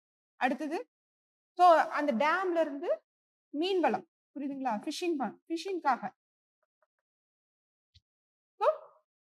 பிசிகல்ச்சர். அடுத்தது வேற என்னப்பா? சோ அப்ப அந்த பர்டிகுலர் டேம்ல இருந்து என்ன ப்ரொடக்ஷன் பண்ணலாம்? எலக்ட்ரிசிட்டி, மின்சார உற்பத்தி. என்னது? ஹைடல் பவர். ஹைடல் பவர்னா என்ன? வாட்டரால உற்பத்தி பண்ணக்கூடிய கரண்ட். அடுத்தது வேற என்ன இருக்கு? இரிகேஷன். பக்கத்துல நிறைய வந்துட்டு அக்ரிகல்ச்சர் லேண்ட் இருக்கு. சோ இரிகேஷன் பண்ணலாம் கேனல்ஸ் மூலமா பண்ணலாம். இதனால என்ன இன்க்ரீஸ் ஆகும்? ஒரு பாயிண்ட்டும் இருக்கு, கிரவுண்ட் வாட்டர் இன்க்ரீஸ் ஆகும். கிரவுண்ட் வாட்டர் இன்க்ரீஸ் ஆகும். பக்கத்துல இருக்க ஏரியாவுக்கு கிரவுண்ட் வாட்டர் லெவல் வந்துட்டு இன்க்ரீஸ் ஆகும். அதோட லெவல் வந்துட்டு இன்க்ரீஸ் ஆகும். வேற என்ன? இந்த தண்ணி நிறைய வந்து கடல்ல போய் கலந்து, இப்ப ஃபார் எக்ஸாம்பிள் பாத்துக்கிட்டீங்கன்னா கங்கா வந்து நிறைய கடல்ல போய் வீணா கலக்குது, சீல போய் வீணா கலக்குது. அப்ப அதை தடுக்கிறதுக்காக நிறைய என்ன பண்ணலாம்? அணைகள் கட்டலாம், தடுத்து கட்டலாம். இப்ப அதனால என்ன ஆகும்? தண்ணி இல்லாத ஏரியாக்கெல்லாம் நம்ம தண்ணீர் சப்ளை வந்து என்ன பண்ணலாம்? கொடுக்கலாம். ஸோ அந்த பர்பஸ்க்காக. ஸோ அது மட்டும் தானா? வெள்ளத்தை தடுக்கிறதுக்காக. இந்த இந்த பர்டிகுலர் ரிவர்ல அதிகமான வெள்ளம் வந்துகிட்டே இருக்கு, ஃப்ளட் வந்துகிட்டே இருக்கு. அதை தடுக்கிறதுக்காக. புரியுதுங்களா?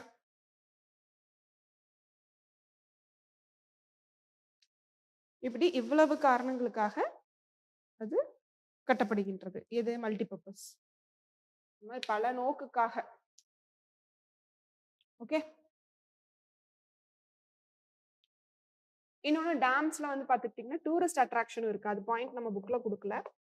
டூரிஸ்ட் பிளேஸாவும் அதை பண்ணலாம், சுற்றுலா தலமாகவும் பண்ணலாம். ஏன்னா டேமுக்கு நிறைய பேர் போவாங்கல்ல சுற்றுலா. பார்க் இருக்கும் இல்லையா, சீனிக் வியூ இருக்கும். ஸோ அதுக்காக போவாங்க, நிறைய பேர் வருவாங்க. ஸோ அப்ப அதுக்கும் மல்டிபர்பஸ். ஸோ அப்ப அதனால என்ன ஆகுது? கவர்மெண்ட்டுக்கு ஒரு வருமானம் வருதா? வருதுங்களா?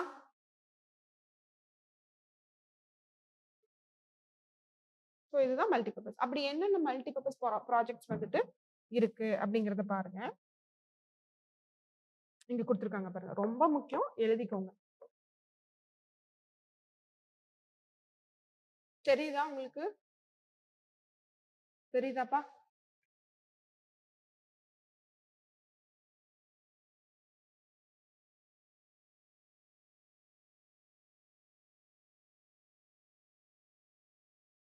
ஸோ என்னென்ன கொடுத்துருக்காங்க?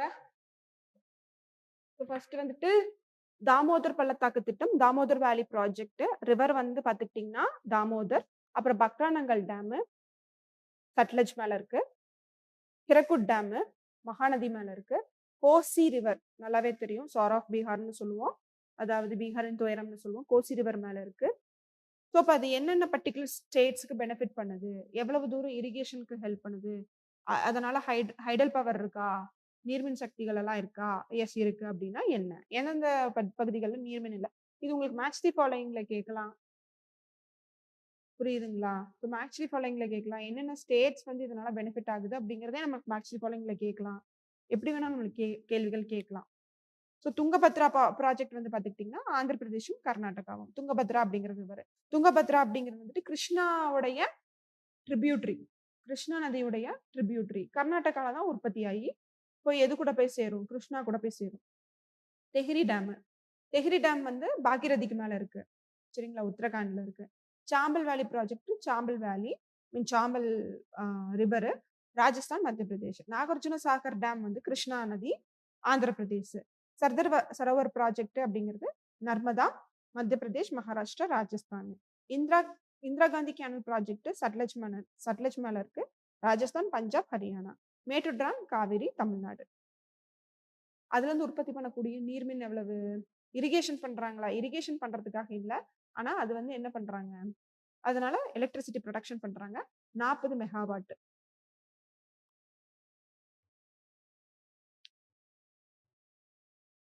அதிகமா எதுலப்பா நீர்மின் சக்தி உற்பத்தி பண்ணப்படுது?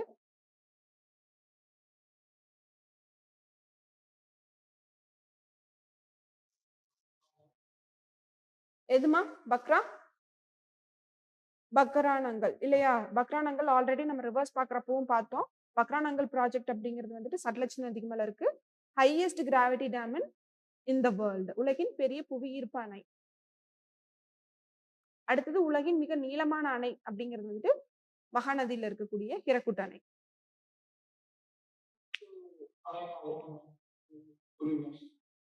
அப்படின்னா என்னன்னா, இப்ப உங்களுக்கு வந்துட்டு அது ரொம்ப ஹைட்லயும் இருக்கும். புரியுதுங்களா? அந்த டேம் வந்து ரொம்ப ஹைட்லயும் இருக்கும். அந்த பிக்சர் பாருங்க, பார்த்தா உங்களுக்கு ஓரளவுக்கு புரியும்.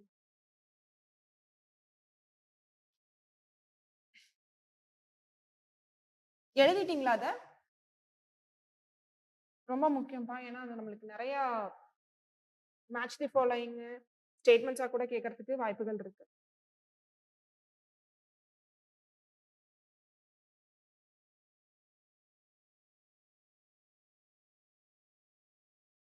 தெரியுதா?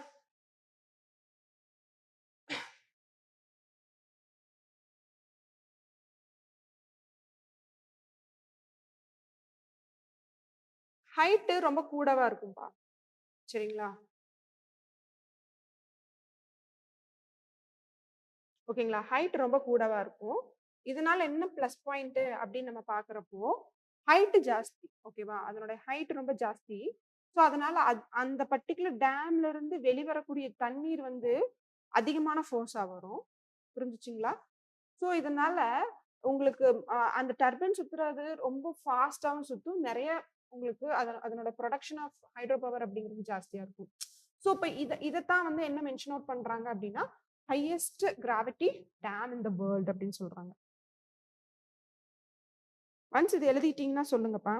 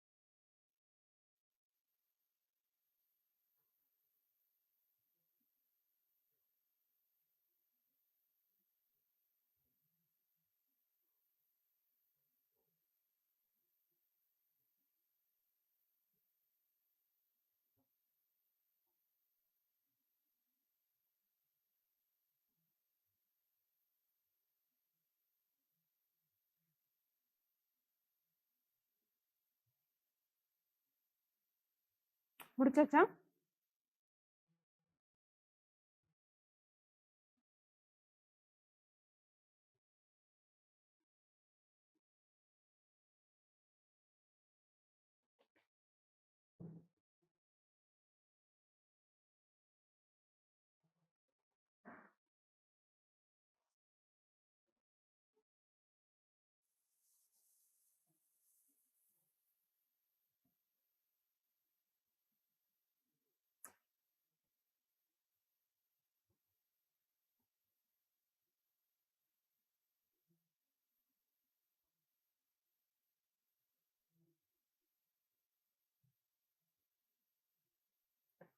ஃபினிஷ்ட்?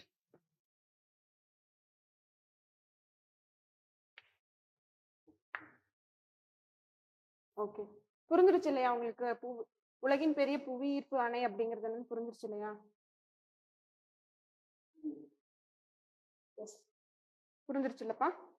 ஒண்ணும் இல்ல. அது வந்துட்டு என்னன்னா, இப்போ ஒரு ஆக்சுவலி டேம் எப்படி கட்டுவாங்க அப்படின்னா, 2 மலை இருக்குன்னு வச்சுக்கோங்க. அந்த மலை அதனுடைய இடுக்குல போகக்கூடிய வழியில அதுலருந்து ஸ்டாப் பண்ணி, இதனுடைய சைட வச்சு அத வந்து என்ன பண்ணிடுவாங்க, மலைக்கு நடுவுலயே வந்து இத வந்துட்டு ஸ்டாப் பண்ற அளவுக்கு இத கன்ஸ்ட்ரக்ஷன் பண்ணுவாங்க. புரியுதுங்களா? அந்த மாதிரி அதுக்கு நேச்சுரலாவே வந்துட்டு அதுக்கு சப்போர்ட்டிங் வந்துட்டு 2 மலைகள் வந்துட்டு நடுவுல அந்த தண்ணி வந்துட்டு தேக்க வச்சு ரொம்ப டாப் மோஸ்ட் ஹைட்ல இருக்கக்கூடியது தான் இந்த பக்ரானங்கல் ப்ராஜெக்ட். அப்படி கன்ஸ்ட்ரக்ஷன் பண்றது தான் இந்த ஹையஸ்ட் கிராவிட்டி டேம் அப்படின்னு சொல்லப்படுது. புரியுதுங்களா? ஓகேவா? ஓகே.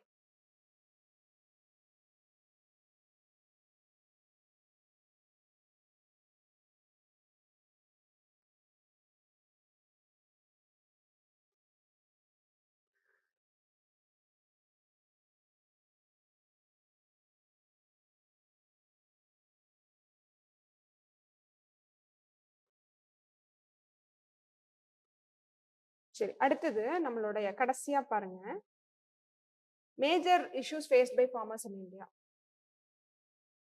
இந்த டாபிக் போட்டுக்கோங்க. என்னென்ன மாதிரி இஷ்யூஸ் இருக்கு ஃபார்மர்ஸ் ஆஃப் இந்தியாவுக்கு, என்னென்ன மாதிரி பிரச்சனைகள் இருக்கு அப்படின்னு நம்ம பார்க்கணும். அது முக்கியமா இந்திய விவசாயிகளுக்கு என்னென்ன மாதிரி பிரச்சனைகள் இருக்கு அப்படின்னு பார்க்கணும். ஸோ என்னென்ன மாதிரி அப்படின்னு பார்த்துக்கிட்டிங்கன்னா, small and fragmented land holding, சிறு மற்றும் குறுநில உடைமை இருக்கிறது. அப்புறம் ஹை காஸ்ட் ஆஃப் இன்புட், அதிக செலவிலான உள்ளீடுகள். அடுத்தது வந்து பார்த்துக்கிட்டிங்கன்னா இன்ஃபர்டைல் சாயில், சாயில் வந்து இன்ஃபர்டைலா இருக்கும், வளமற்ற மண். நீர்ப்பாசன பற்றாக்குறை, so lack of irrigation. And இயந்திரமயமாக்கப்பட்ட அதனுடைய பற்றாக்குறை, lack of mechanisation, soil erosion, மண் அரிப்பு. அடுத்தது வந்து பார்த்துக்கிட்டிங்கன்னா கரெக்டாக வந்துட்டு அவங்களால என்ன பண்ண முடியாது, அக்ரிகல்ச்சரல் வந்துட்டு மார்க்கெட்டிங் பண்ண முடியாது, வேளாண் சந்தை அப்படிங்கிறதுலையும் இருக்கு. அடுத்தது இன்அடிக்வேட் ஸ்டோரேஜ் ஃபெசிலிட்டிஸ், தாங்க ப்ரொடக்ஷன் பண்ண அந்த கூட்ஸை வந்து அவங்களால என்ன பண்ண முடியாது, கரெக்டாக வந்துட்டு சேமிப்பு கிடங்குல வைக்க முடியாத ஒரு நிலைமையில இருப்பாங்க. அப்புறம் இன்அடிக்வேட் டிரான்ஸ்போர்ட், அவங்களால டிரான்ஸ்போர்ட் பண்ண முடியாது, போக்குவரத்து வசதியின்மை. அப்புறம் ஸ்கேசிட்டி ஆஃப் கேபிட்டல், மூலதன பற்றாக்குறை, கையில காசு இருக்காது அப்படிங்கிறது. ஓகேங்களா? ஃபுல்லா பாத்துருவோமா இல்ல ஹெட்டிங் மட்டும் எழுதிக்கிறீங்களா?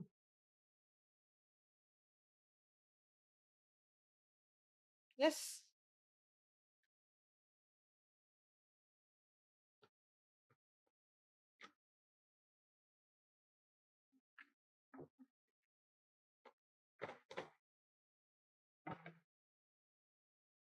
சரி, பாப்போம்.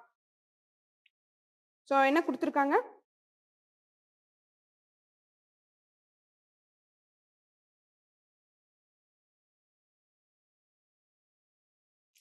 எஸ், சிறிய மற்றும் குறுநில உடைமை. ஓகேங்களா? அப்போ முக்காவாசி மனிதர்கள், அதாவது முக்கியமா இந்திய மக்கள் கிட்ட வந்து பாத்துக்கிட்டீங்கன்னா என்ன இருக்கு அப்படின்னா, அவங்க கிட்ட 1 ஹெக்டேருக்கும் குறைவான நிலப்பகுதி தான் அவங்க கையில இருக்கு. சரிங்களா? 1 ஹெக்டேருக்கும் குறைவான நிலப்பகுதி தான் அவங்க கையில இருக்கு. ஓகேவா? அதாவது எவ்வளவு எவ்வளவு சதவீதம் வந்துட்டு இந்தியால இருக்கவங்களுக்கு அந்த மாதிரி ஒரு ஹெக்டேருக்கும் கம்மியா இருக்கிற மாதிரி இருக்காங்க. 67% வந்துட்டு உடைமையாளர்கள் வந்துட்டு இருக்காங்க. 1 ஹெக்டேர் எத்தனை ஏக்கர்ப்பா? ஏக்கர் பெருசா ஹெக்டேர் பெருசா? 100 ஏக்கரா? அப்படியா? 2.47 ஏக்கர். சரிங்களா? சாரி.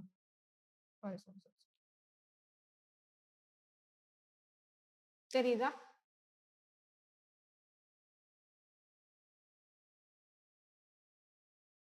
ஓகேங்களா? தெரியலன்னா எழுதிக்கோங்க. ஸோ 2.47, இதெல்லாம் ஒரு தடவை டிஎன்பிசில கேட்ட கேள்விகள். 1 ஹெக்டேர் எவ்வளவு ஏக்கர் அப்படின்னு சொல்லி கேட்டிருந்தாங்க. சரிங்களா? 100 ஏக்கர்லாம் கிடையாதுமா. ஓகேங்களா?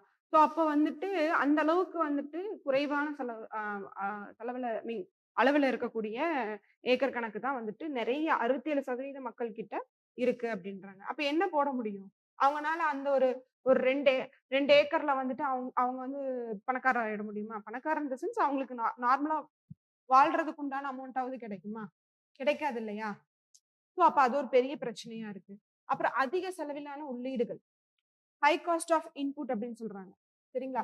அதிக விளைச்சலுக்கு தொடர் வேளாண் உற்பத்திக்கும் விதைகள் அடிப்படையான ஒரு உள்ளீடாகும். சரிங்களா? அதிக விலையின் காரணமாக நல்ல தரமான விதைகள் சிறு குறு விவசாயிகளுக்கு எட்டாக்கனியாக உள்ளது. அவங்கனால அது வாங்க முடியறது இல்ல. ஏன்னா சில சில சீட்ஸ் எல்லாம் வந்து என்ன பண்ணும் அப்படின்னா, லைக் இப்ப ஹைபிரிட் சீட்ஸ் எல்லாம் எடுத்துக்கோங்களேன். அதெல்லாம் என்ன பண்ணும்? கம்மியான தண்ணிக்கு வித்ஸ்டாண்ட் பண்ணி நிக்கும். அம் சிவியர் எக்கனாமிக் சிவியர் என்விரான்மென்டல் கண்டிஷனுக்கும் அது என்ன பண்ணும்? வித்ஸ்டாண்ட் பண்ணி இருக்கும். ஸோ அப்ப பெஸ்ட் கண்ட்ரோலோட அந்த சீட வந்து புரொடக்ஷன் பண்ணியிருந்திருப்பாங்க. புரியுதுங்களா? சில பூச்சி சாப்பிட்டுச்சு அப்படின்னா, அந்த பூச்சி தான் சாகும். ஆனா அந்த பழம் வந்து என்ன ஆகாது?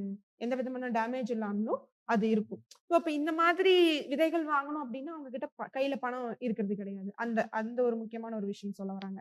வளமற்ற மண் அப்படின்னு சொல்ல வராங்க. ஸோ அது இங்க என்ன குடுத்துருக்காங்க? நம்ம கிட்ட வந்து பார்த்துக்கிட்டீங்கன்னா, இன்ஃபெர்டைல் சாயில்ஸ் இருக்கு அப்படின்னு சொல்றாங்க. ஸோ இப்ப இந்திய மண் பல்லாயிரம் ஆண்டுகளாக தொடர்ந்து வளம் கூட்டல் மற்றும் புதுப்பித்தல் செயல்பாட்டின்றி வேளாண்மைக்கு பட்டிருப்பதால் மண்ணின் வளம் குன்றி அதன் உற்பத்தி திறன் பாதிக்கப்பட்டுள்ளது. ஸோ இப்ப இது ஒரு பெரிய அடுத்த ஒரு பெரிய விஷயமா இருக்கு. அப்புறம் நீர்ப்பாசன பற்றாக்குறை. Lack of irrigation. Only 1/3 of the cropped area falls under irrigated area. நல்லா புரிஞ்சுக்கணும். எவ்வளவுதான் இருக்கு? எவ்வளவுதான் இருக்கு? 1/3 தான் இருக்கு. 1/3 லேண்ட் ஃபார்ம்ஸ் தான் வந்துட்டு இரிகேட்டட்ல இருக்கு. மிச்சதெல்லாம் வந்துட்டு இரிகேஷனே கிடைக்கிறது இல்ல. தண்ணியே கிடைக்கிறது இல்ல. அப்ப அது என்னவா இருக்கு? பேரன் லேண்ட்ஸா இருக்கு. பேரன்னா என்னது? வாட் இஸ் பேரன் லேண்ட்? தண்ணி கிடைக்காம அப்படியே வந்துட்டு தரிசு நிலங்களாக காணப்படுகின்றது. புரிஞ்சுச்சுங்களா? இப்ப இந்தியாவில் 3ல் 1 பங்கு வேளாண் நிலப்பகுதியை பாசன வசதியை பெற்றிருக்கின்றது. வேளாண்மையின் நம்பகத்தன்மைக்கு நீர்ப்பாசன வசதிகள் உருவாக்கப்பட வேண்டும். ஸோ அப்ப மற்ற இடங்கள்ல வந்துட்டு ஒண்ணா வந்து ட்ரையர் ஏரியாவா இருக்கும். மழைப்பொழிவு கம்மியா இருக்கிற மாரி இருக்கும். அந்த மாதிரி ஏரியாலலாம் உங்களுக்கு அந்த தரிசு நிலங்கள்லாம் உங்களுக்கு என்ன வராது? சரியா வந்துட்டு இரிகேஷன் இல்லாதனால என்ன வராது? வெஜிடேஷன் நம்மளால சரியா பண்ண முடியாது. அடுத்தது வந்து மிகப்பெரிய இன்னொரு பிரச்சனை அப்படின்றப்ப பாக்குறப்போ லேக் ஆஃப் மெக்கனைசேஷன். அதாவது மயமாக்க பற்றாக்குறை அப்படின்னு சொல்லப்படுது. இயந்திரமயமாக்க பற்றாக்குறை அப்படின்னு நம்ம பாக்குறப்போ என்ன பிரச்சனை? இதுல என்ன பிரச்சனை அப்படின்னு பாத்துக்கிட்டீங்கன்னா, இப்ப பொதுவா வந்துட்டு நிறைய மனிதர்கள் என்ன பண்றாங்க? நான் இது உங்களுக்கு ஆல்ரெடி நான் சொல்லியிருந்திருப்பேன்னு நான் நினைக்கிறேன். இல்லையா? இப்ப ஒவ்வொருத்தவங்களும் படிச்சு அவங்க என்ன ஆகணும்னு நினைக்கிறாங்க? அதாவது தான் ஒரு நல்ல வேலைக்கு போகணும்னு நினைக்கிறாங்க. இப்படி ஒவ்வொருத்தரும் நினைச்சாங்க அப்படின்னா, அப்ப விவசாயம் பண்றதுக்கு யார் இருப்பாங்க? யாரும் இருக்க மாட்டாங்க. அப்ப அந்த இடத்த பூர்த்தி பண்றதுக்கு என்ன நமக்கு தேவைப்படுது? இயந்திரங்கள் தேவைப்படுது. அப்ப அந்த இயந்திரங்கள் வாங்குறதுக்கு உண்டான கேப்பபிலிட்டி ஃபார்மர்ஸ் கிட்ட இருக்காது. அது ஒரு பிரச்சனை. இன்னொன்னு அத வந்து நம்ம வந்துட்டு என்ன பண்ணுவோம்? சிலதெல்லாம் நம்மளுக்கு வந்துட்டு வெளிநாட்டுல இருந்து கிடைக்கிற மாரி இருக்கும். அதுதான். அத வாங்குற அளவுக்கு நம்ம கிட்ட என்ன இருக்காது? நம்ம கிட்ட காசு இருக்காது. ஸோ அப்ப இதெல்லாம் வந்துட்டு ஒரு பெரிய விஷயமாக கருதப்படுகின்றது. அடுத்தது மண் அரிப்பு, சாயில் எரோஷன். காற்று மற்றும் நீரின் மூலமான மண் அரிப்பில் பெரும் நிலப்பரப்பு பாதிக்கப்பட்டுள்ளது. இத்தகைய பகுதிகளை கண்டறிந்து சரியான முறையில் மீண்டும் அதனை வளமையானதாக மீட்டுருவாக்கம் செய்தல். ஸோ அப்போ இது ஒண்ணும் இல்ல. இதுக்கு உங்களுக்கு சாயில் எரோஷன் எதனால ஏற்படுது அப்படிங்கிறது தெரியுமா? சாயில் எரோஷன் எதனால ஏற்படுது அப்படிங்கிறது தெரியுமா?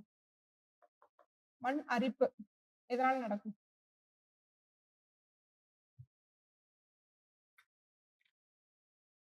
சொல்லுங்க.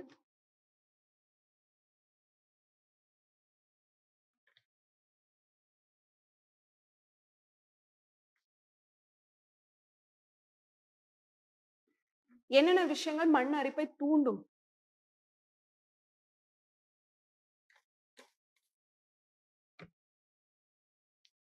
ஏதோ சொல்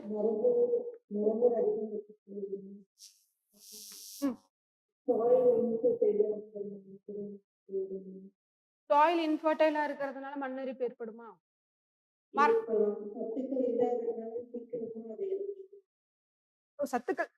சத்துக்கள் இருந்தா அப்ப எரோஷன் ஆகாம இருக்குமா? அப்படியாப்பா? இப்ப மரங்கள் வெட்டப்படுறதுனால என்ன என்ன நடக்கும்?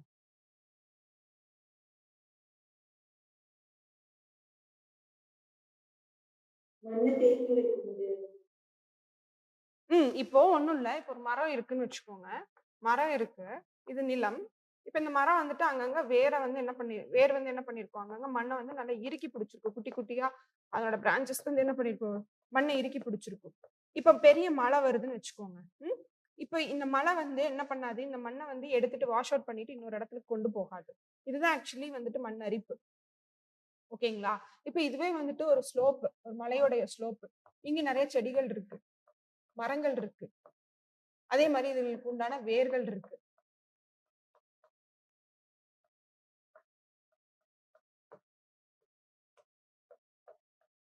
இப்போ இந்த மரங்கள் செடிகள் வந்து எதுவுமே இல்ல அப்படின்னா என்ன ஆகும்? மழை பெய்யுது.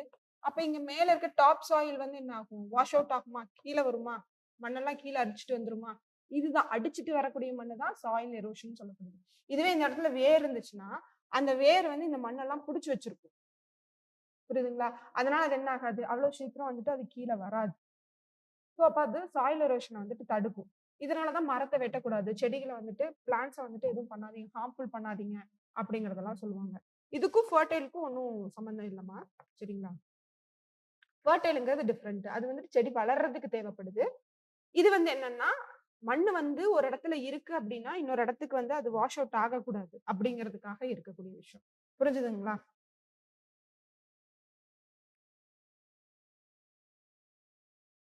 ஓகே. சோ அப்போ சாயில் எரோஷன் அப்படிங்கிறது வந்துட்டு ஒரு பெரிய பிரச்சனையா இருக்கு. மண் அரிப்பு. சரிங்களா? அடுத்தது வந்து வேளாண் சந்தை. சந்தைப்படுத்துதல் அப்படிங்கிறது ஒரு முக்கியமான ஒரு விஷயமா இருக்கு. Agricultural marketing in rural India பர்ட்டிகுலரா agricultural marketing continues in a bad shape due to the absence of sound marketing facility. The farmers have to depend on local traders and middlemen for the disposal of their farm products, which is sold at low price. Besides, there is a fluctuation in the prices of agricultural products. So, இப்போ இது என்னன்னா சந்தைப்படுத்துறது. இப்போ நிறைய சிறு குறு நிலத்துல இருக்கக்கூடிய farmers என்ன பண்ணுவாங்க? பக்கத்துல இருக்கிற அந்த இடைத்தரகர்கள் கிட்ட வந்து என்ன பண்ணுவாங்க? அந்த வியாபாரிகள் கிட்ட வந்துட்டு தங்களுடைய ப்ராடக்ட்ஸ வந்து குடுப்பாங்க. ப்ராடக்ட்ஸ் இன் த சென்ஸ் அது ஃபினிஷ்டு ப்ராடக்ட் கிடையாது. வெஜிடபிள்ஸ் அதுதானே. சோ அப்ப அத வந்து நம்ம யூஸ் பண்ணுவோம்ல. மக்களாக நம்ம நம்ம வந்துட்டு அது தேவைப்படுது இல்லையா? அவங்க அதிக விலை குடுத்து சாரி விவசாயிகள் கிட்ட இருந்து கம்மியான விலையில வாங்கிட்டு வந்து அவங்க என்ன பண்ணுவாங்க? அவங்க வந்து சந்தை போடுறப்போ ஜாஸ்தியான விலையில வந்துட்டு மக்களுக்கு குடுப்பாங்க. இதனால அதிகமா வந்துட்டு லாபம் பெறுறது வந்துட்டு அந்த தரகர்களும், வியாபாரிகளும் தான். புரியுதுங்களா? அதாவது அந்த மெர்ச்சன்ட்ஸ் தான். ஆனா இதுல யாருக்கு சொற்பமான விலையில கிடைக்குது? விவசாயிகள் கிடைக்குதுங்கிறது ஒரு பெரிய குற்றச்சாட்டு. இதுக்கு கவர்ன்மெண்ட் எடுத்து பண்ணணும் அப்படிங்கிறதும் ஒரு முக்கியமான ஒரு விஷயமா இருக்கு. சரிங்களா? அடுத்தது பாருங்க. இன்அடிக்வேட் ஸ்டோரேஜ் ஃபெசிலிட்டி அப்படின்னு சொல்லி சேமிப்பு கிடங்கு வசதியின்மை. கிராமப்புற பகுதிகளில் விவசாய சேமிப்பு கிடங்கு வசதியற்றோ அல்லது முழுமை பெறாத நிலையிலோ காணப்படுகின்றது. இத்தகைய சூழலில் விவசாயிகள் அறுவடை முடிந்தவுடன் வேளாண் உற்பத்தி பொருட்களை சந்தையில் விற்கும் கட்டாய நிலைக்கு தள்ளப்படுகிறார்கள். சோ இப்ப இங்க என்ன அப்படின்னு பாத்துக்கிட்டீங்கன்னா, முக்கியமா இப்ப ஸ்டோரேஜ் ஃபெசிலிட்டின்னு ஒண்ணு இருந்துச்சு அப்படின்னா, தான் ப்ரொடக்ஷன் பண்ற கூட்ஸ வந்து அவங்க என்ன பண்ணலாம்? ஸ்டோரேஜ் பண்ணி கொஞ்ச நாள் கழிச்சு கூட அவங்க என்ன பண்ணலாம்? அவங்க விக்கலாம். பட் ஆனா அது அப்படி பண்ண முடியாது அப்படிங்கிறது வந்துட்டு மிகப்பெரிய ஒரு ஒரு விஷயமா இருக்கு அப்படிங்கிறத சொல்றாங்க. புரிஞ்சுச்சுங்களா? அதே சமயத்துல இப்ப அவங்க கிட்ட அந்த ஸ்டோரேஜ் ஃபெசிலிட்டி அப்படிங்கிறது இல்ல அப்படிங்கிறப்ப என்ன ஆகுது? உடனடியா அவங்க வந்துட்டு சேல் பண்ணலைன்னா அந்த பொருள் என்ன ஆயிடும்? கெட்டுரும் அப்படிங்கிறதுக்கு உண்டான ஒரு விஷயமா இருக்கு. அடுத்தது inadequate of transport. One of the main handicap with Indian agriculture is lack of cheap and efficient means of transportation. Even at present, there are lakhs of villages which are not well connected with main roads or with market centers. So, அப்ப road இருக்காது. சரியான road வசதி இருக்காது. So இப்போ road வசதி இருந்துச்சுன்னா transportation facility பண்ணலாம். இதெல்லாம் அவங்களுக்கு இல்லாம இருக்கிறது வந்துட்டு ஒரு பெரிய பிரச்சனைகள் சொல்லப்படுது. அடுத்து கேபிட்டல் ஸ்கேசிட்டி அப்படின்னு சொல்லப்படுது. மூலதன பற்றாக்குறைன்னு சொல்லப்படுது. Agriculture is an important industry which requires a huge capital. The role of capital plays a major role in the purchase of advanced farm machineries and equipments அப்படின்னு சொல்றது. ஸோ இப்போ நம்ம ஃபர்ஸ்ட் பார்த்தோம் இல்லையா? இங்க சீட்ஸ் வாங்குறதுக்கு அவங்களுக்கு கிட்ட வந்து என்ன இல்ல? பணம் இல்ல. ஸோ அப்ப அது பண்ண முடியல. அடுத்தது வந்து மெஷின்ஸ் வாங்குறதுக்கு அவங்களால முடியல. இதெல்லாம் பண்ணணும் இல்லையா? சோ அப்ப அதுக்கு அவங்க கிட்ட காசு இல்ல அப்படிங்கிறது ஒரு முக்கியமான ஒரு பிரச்சனையா இருக்கு. சோ இதெல்லாம் வந்துட்டு விவசாயிகள் சந்திக்கக்கூடிய பிரச்சனைகள். அடுத்தது வந்துட்டு என்னன்னு பாத்தீங்கன்னா ரெவல்யூஷன்ஸ். என்னென்ன ரெவல்யூஷன்ஸ் கொண்டு வந்திருக்காங்க? புரட்சி எழுதிக்கோங்க. இதுவும் நிறைய தடவை கேட்டிருக்காங்க. சோ பாத்துட்டோம்னா அஞ்சல் புரட்சி, நீல புரட்சி, பழுப்பு புரட்சி, தங்க நூலிலை புரட்சி, பொன் புரட்சி, சாம்பல் புரட்சி, இளஞ்சிவப்பு புரட்சி, பசுமை புரட்சி, வெள்ளி புரட்சி, வெள்ளி இழை புரட்சி, சிவப்பு புரட்சி, வட்ட புரட்சி, பசுமை புரட்சி, வெண்மை புரட்சி. ஸோ மஞ்சள் அப்படின்னு பாக்குறப்போ, எல்லோ அப்படின்னு பாக்குறப்போ ஆயில் சீட்ஸ், எண்ணெய் வித்துக்கள். தமிழ்ல தெரியுதுல்லப்பா? அதுலயும் குறிப்பா எது? மஸ்டர்டும் சன்ஃபிளவரும் தான். கடுகு மற்றும் சூரியகாந்தி. Blue revolution fish production. Blue revolution fish production. பழுப்பு brown revolution leather கொக்கோ. கொக்கோன்னா தெரியும்லமா? what is cocoa? கொக்கோன்னா என்ன? சாக்லேட்ட வந்துட்டு ப்ரொடக்ஷன் பண்ணக்கூடிய சீட்ஸ் இது. இது ஆப்பிரிக்கால இருந்து இத வந்து நம்ம என்ன பண்றோம்? ஐ மீன் ஆப்பிரிக்கால அதிகமா ப்ரொடக்ஷன் ஆகுது. பெரிய மரமா இருக்கும் கொக்கோ. அடுத்தது வந்து மரபு சாரா உற்பத்தி, அதான் நான் கன்வென்ஷனல் ப்ராடக்ட்ஸ்.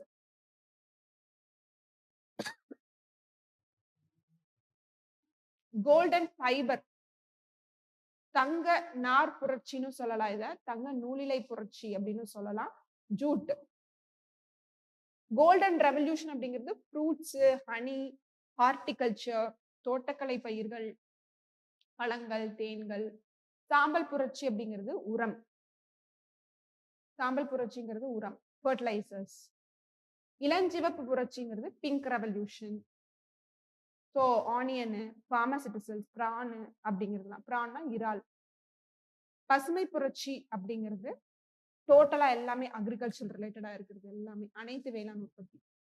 வெள்ளி புரட்சி அப்படிங்கிறது எக்கும் பால்ட்ரி, சில்வர் ரெவல்யூஷன். முட்டை மற்றும் கோழிகள்.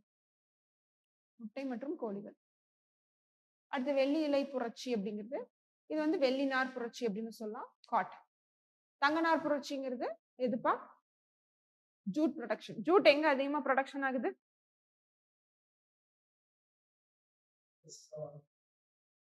வெஸ்ட் பெங்காலா? வேர்ல்ட் லெவல்ல ஜூட் அதிகமா எங்க ப்ரொடக்ஷன் பண்ணப்படுது? இந்தியாவுக்கு அடுத்தபடியா பங்களாதேஷ்.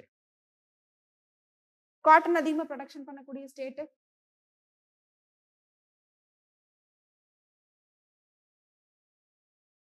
காட்டன் இதெல்லாம் பார்த்தோம்.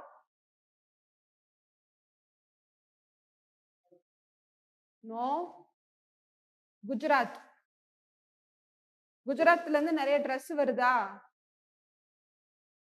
நிறைய ட்ரெஸ் ப்ரொடக்ஷன் பண்றாங்களா? டெக்ஸ்டைல்ஸ் வருதா? ஸோ அப்படி ஞாபகம் வச்சுக்கோங்க. ஓகே.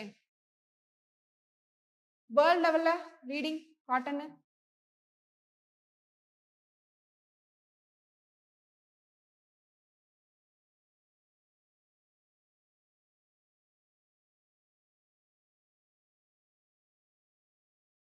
எஸ்.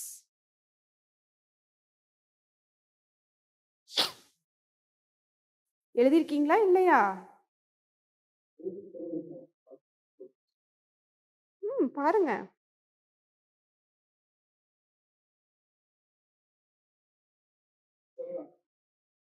S, China. அடுத்தபடியா இந்தியா, யுஎஸ்ஏ. என்னப்பா ரில்வான் மட்டும்தான் பதில் சொல்றாரு? ஓகே. அடுத்தது ரெட் ரெவல்யூஷன், சிவப்பு புரட்சி. இது வந்துட்டு மீட்டுப்பா, அதாவது இறைச்சி, தக்காளி இது மாதிரி. ரவுண்ட் அப்படிங்கிறது பொட்டேட்டோ, வட்ட புரட்சி. பசுமை புரட்சி அப்படிங்கிறது ஃபுட் கிரெயின்ஸ், உணவு தானியங்கள். ஸோ அரிசி, கோதுமை, சோளம், மில்லட்ஸு, சீரியல்ஸு இதெல்லாமே வரும். வெண்மை புரட்சிங்கிறது நல்லாவே தெரியும், ஒயிட் ரெவல்யூஷன். மில்க். வெண்மை புரட்சியின் தந்தை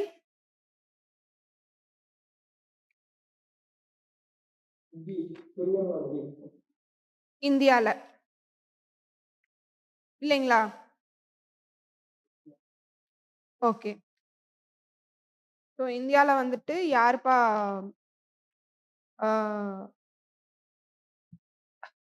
அதாவது ஃபாதர் ஆஃப் ஒயிட் ரெவல்யூஷன் அப்படின்றது வர்கீஸ் குரியன்.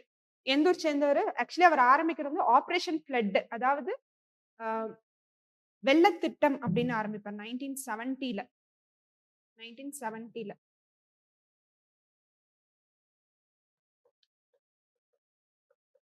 Operation flood.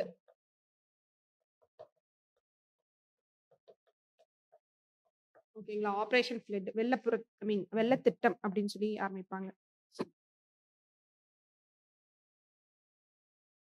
அடுத்தது இவர் எந்த ஊர் சேர்ந்தவர்மா? கேரளா. ஓகேங்களா. அடுத்தது கிரீன் ரெவல்யூஷனுடைய தந்தை, அது பசுமை புரட்சியின் தந்தை.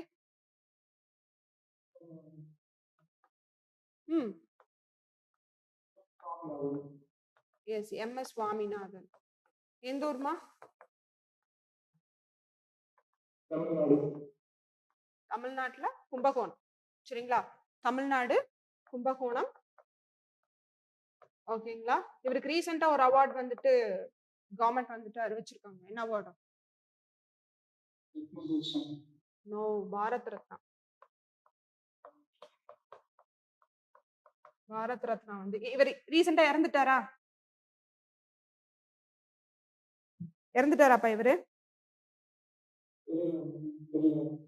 இறந்துட்டாரு. இவருக்கு வந்து பாரத் ரத்னா அவார்டு வந்து ரீசெண்டா கவர்மெண்ட் வந்துட்டு அறிவிச்சிருக்காங்க. ஓகே, தெரிஞ்சுக்கோங்க. கரண்ட் அஃபேர்ஸ் ரிலேட்டடாவும் படிச்சுக்கோங்க. ஓகேவா? சரி, இதுல வராதது சிலது எழுதிக்கோங்க. ரெயின்போ ரெவல்யூஷன், ரெயின்போ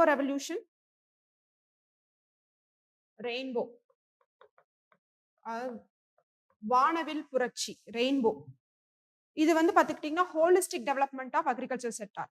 அதாவது இது டோட்டலா எல்லாமே வேளாண்மை.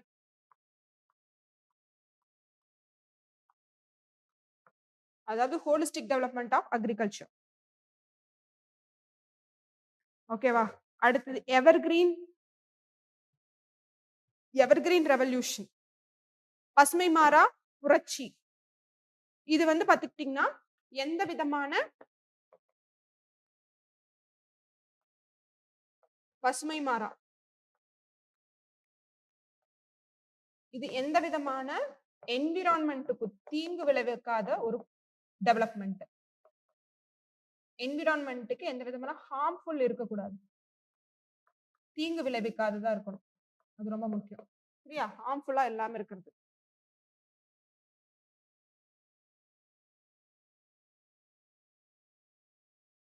ஓகே,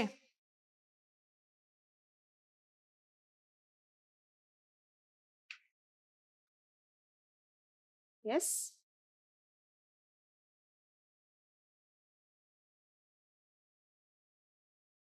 ஸோ இன்னைக்கு கிளாஸ்ல நம்ம என்னென்ன பார்த்தோம்? ஸோ இன்னைக்கு வந்துட்டு நம்ம இரிகேஷன் பார்த்தோம். வேற என்ன பார்த்தோம்ப்பா? நீர்ப்பாசனம் பார்த்தோம். நீர்ப்பாசனம் 3 வகைப்படும். ஒன்று கால்வாய், இன்னொன்று வந்துட்டு கிணற்று பாசனம், இன்னொன்று என்னமா? ஏரி பாசனம். தமிழ்நாட்டுல அதிகமா இருக்கக்கூடிய பாசனம் என்ன பாசனம்? அதிகப்படியாக காணப்படக்கூடிய பாசனம் என்ன பாசனம்? டேங்க் இரிகேஷன், ஏரி பாசனம். சரிங்களா? ஆனா இந்தியா லெவல்ல அதிகமா இருக்கக்கூடிய பாசனம் என்னது? கிணற்று பாசனம். அதுல கிணற்று பாசனத்துல எந்த முறை அதிகமா ஃபாலோ பண்ணப்படுது? போர்வெல் தானா? பார்த்து சொல்லுங்க. ஓப்பன். சரிங்களா? திறந்தவெளி கிணற்று பாசனம் தான். சரிங்களா? அதுதான். அடுத்தது என்ன பார்த்தோம்ப்பா?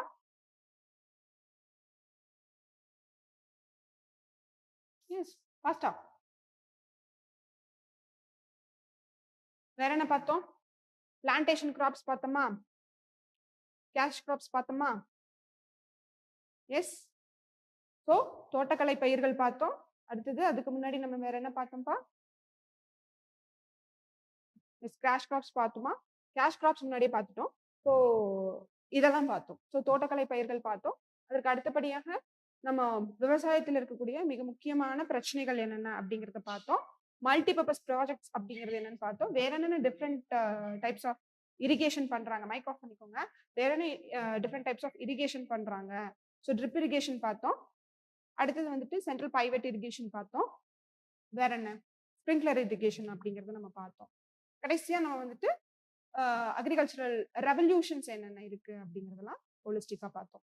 ஓகேங்களா? எஸ், புரிஞ்சுதுங்களா?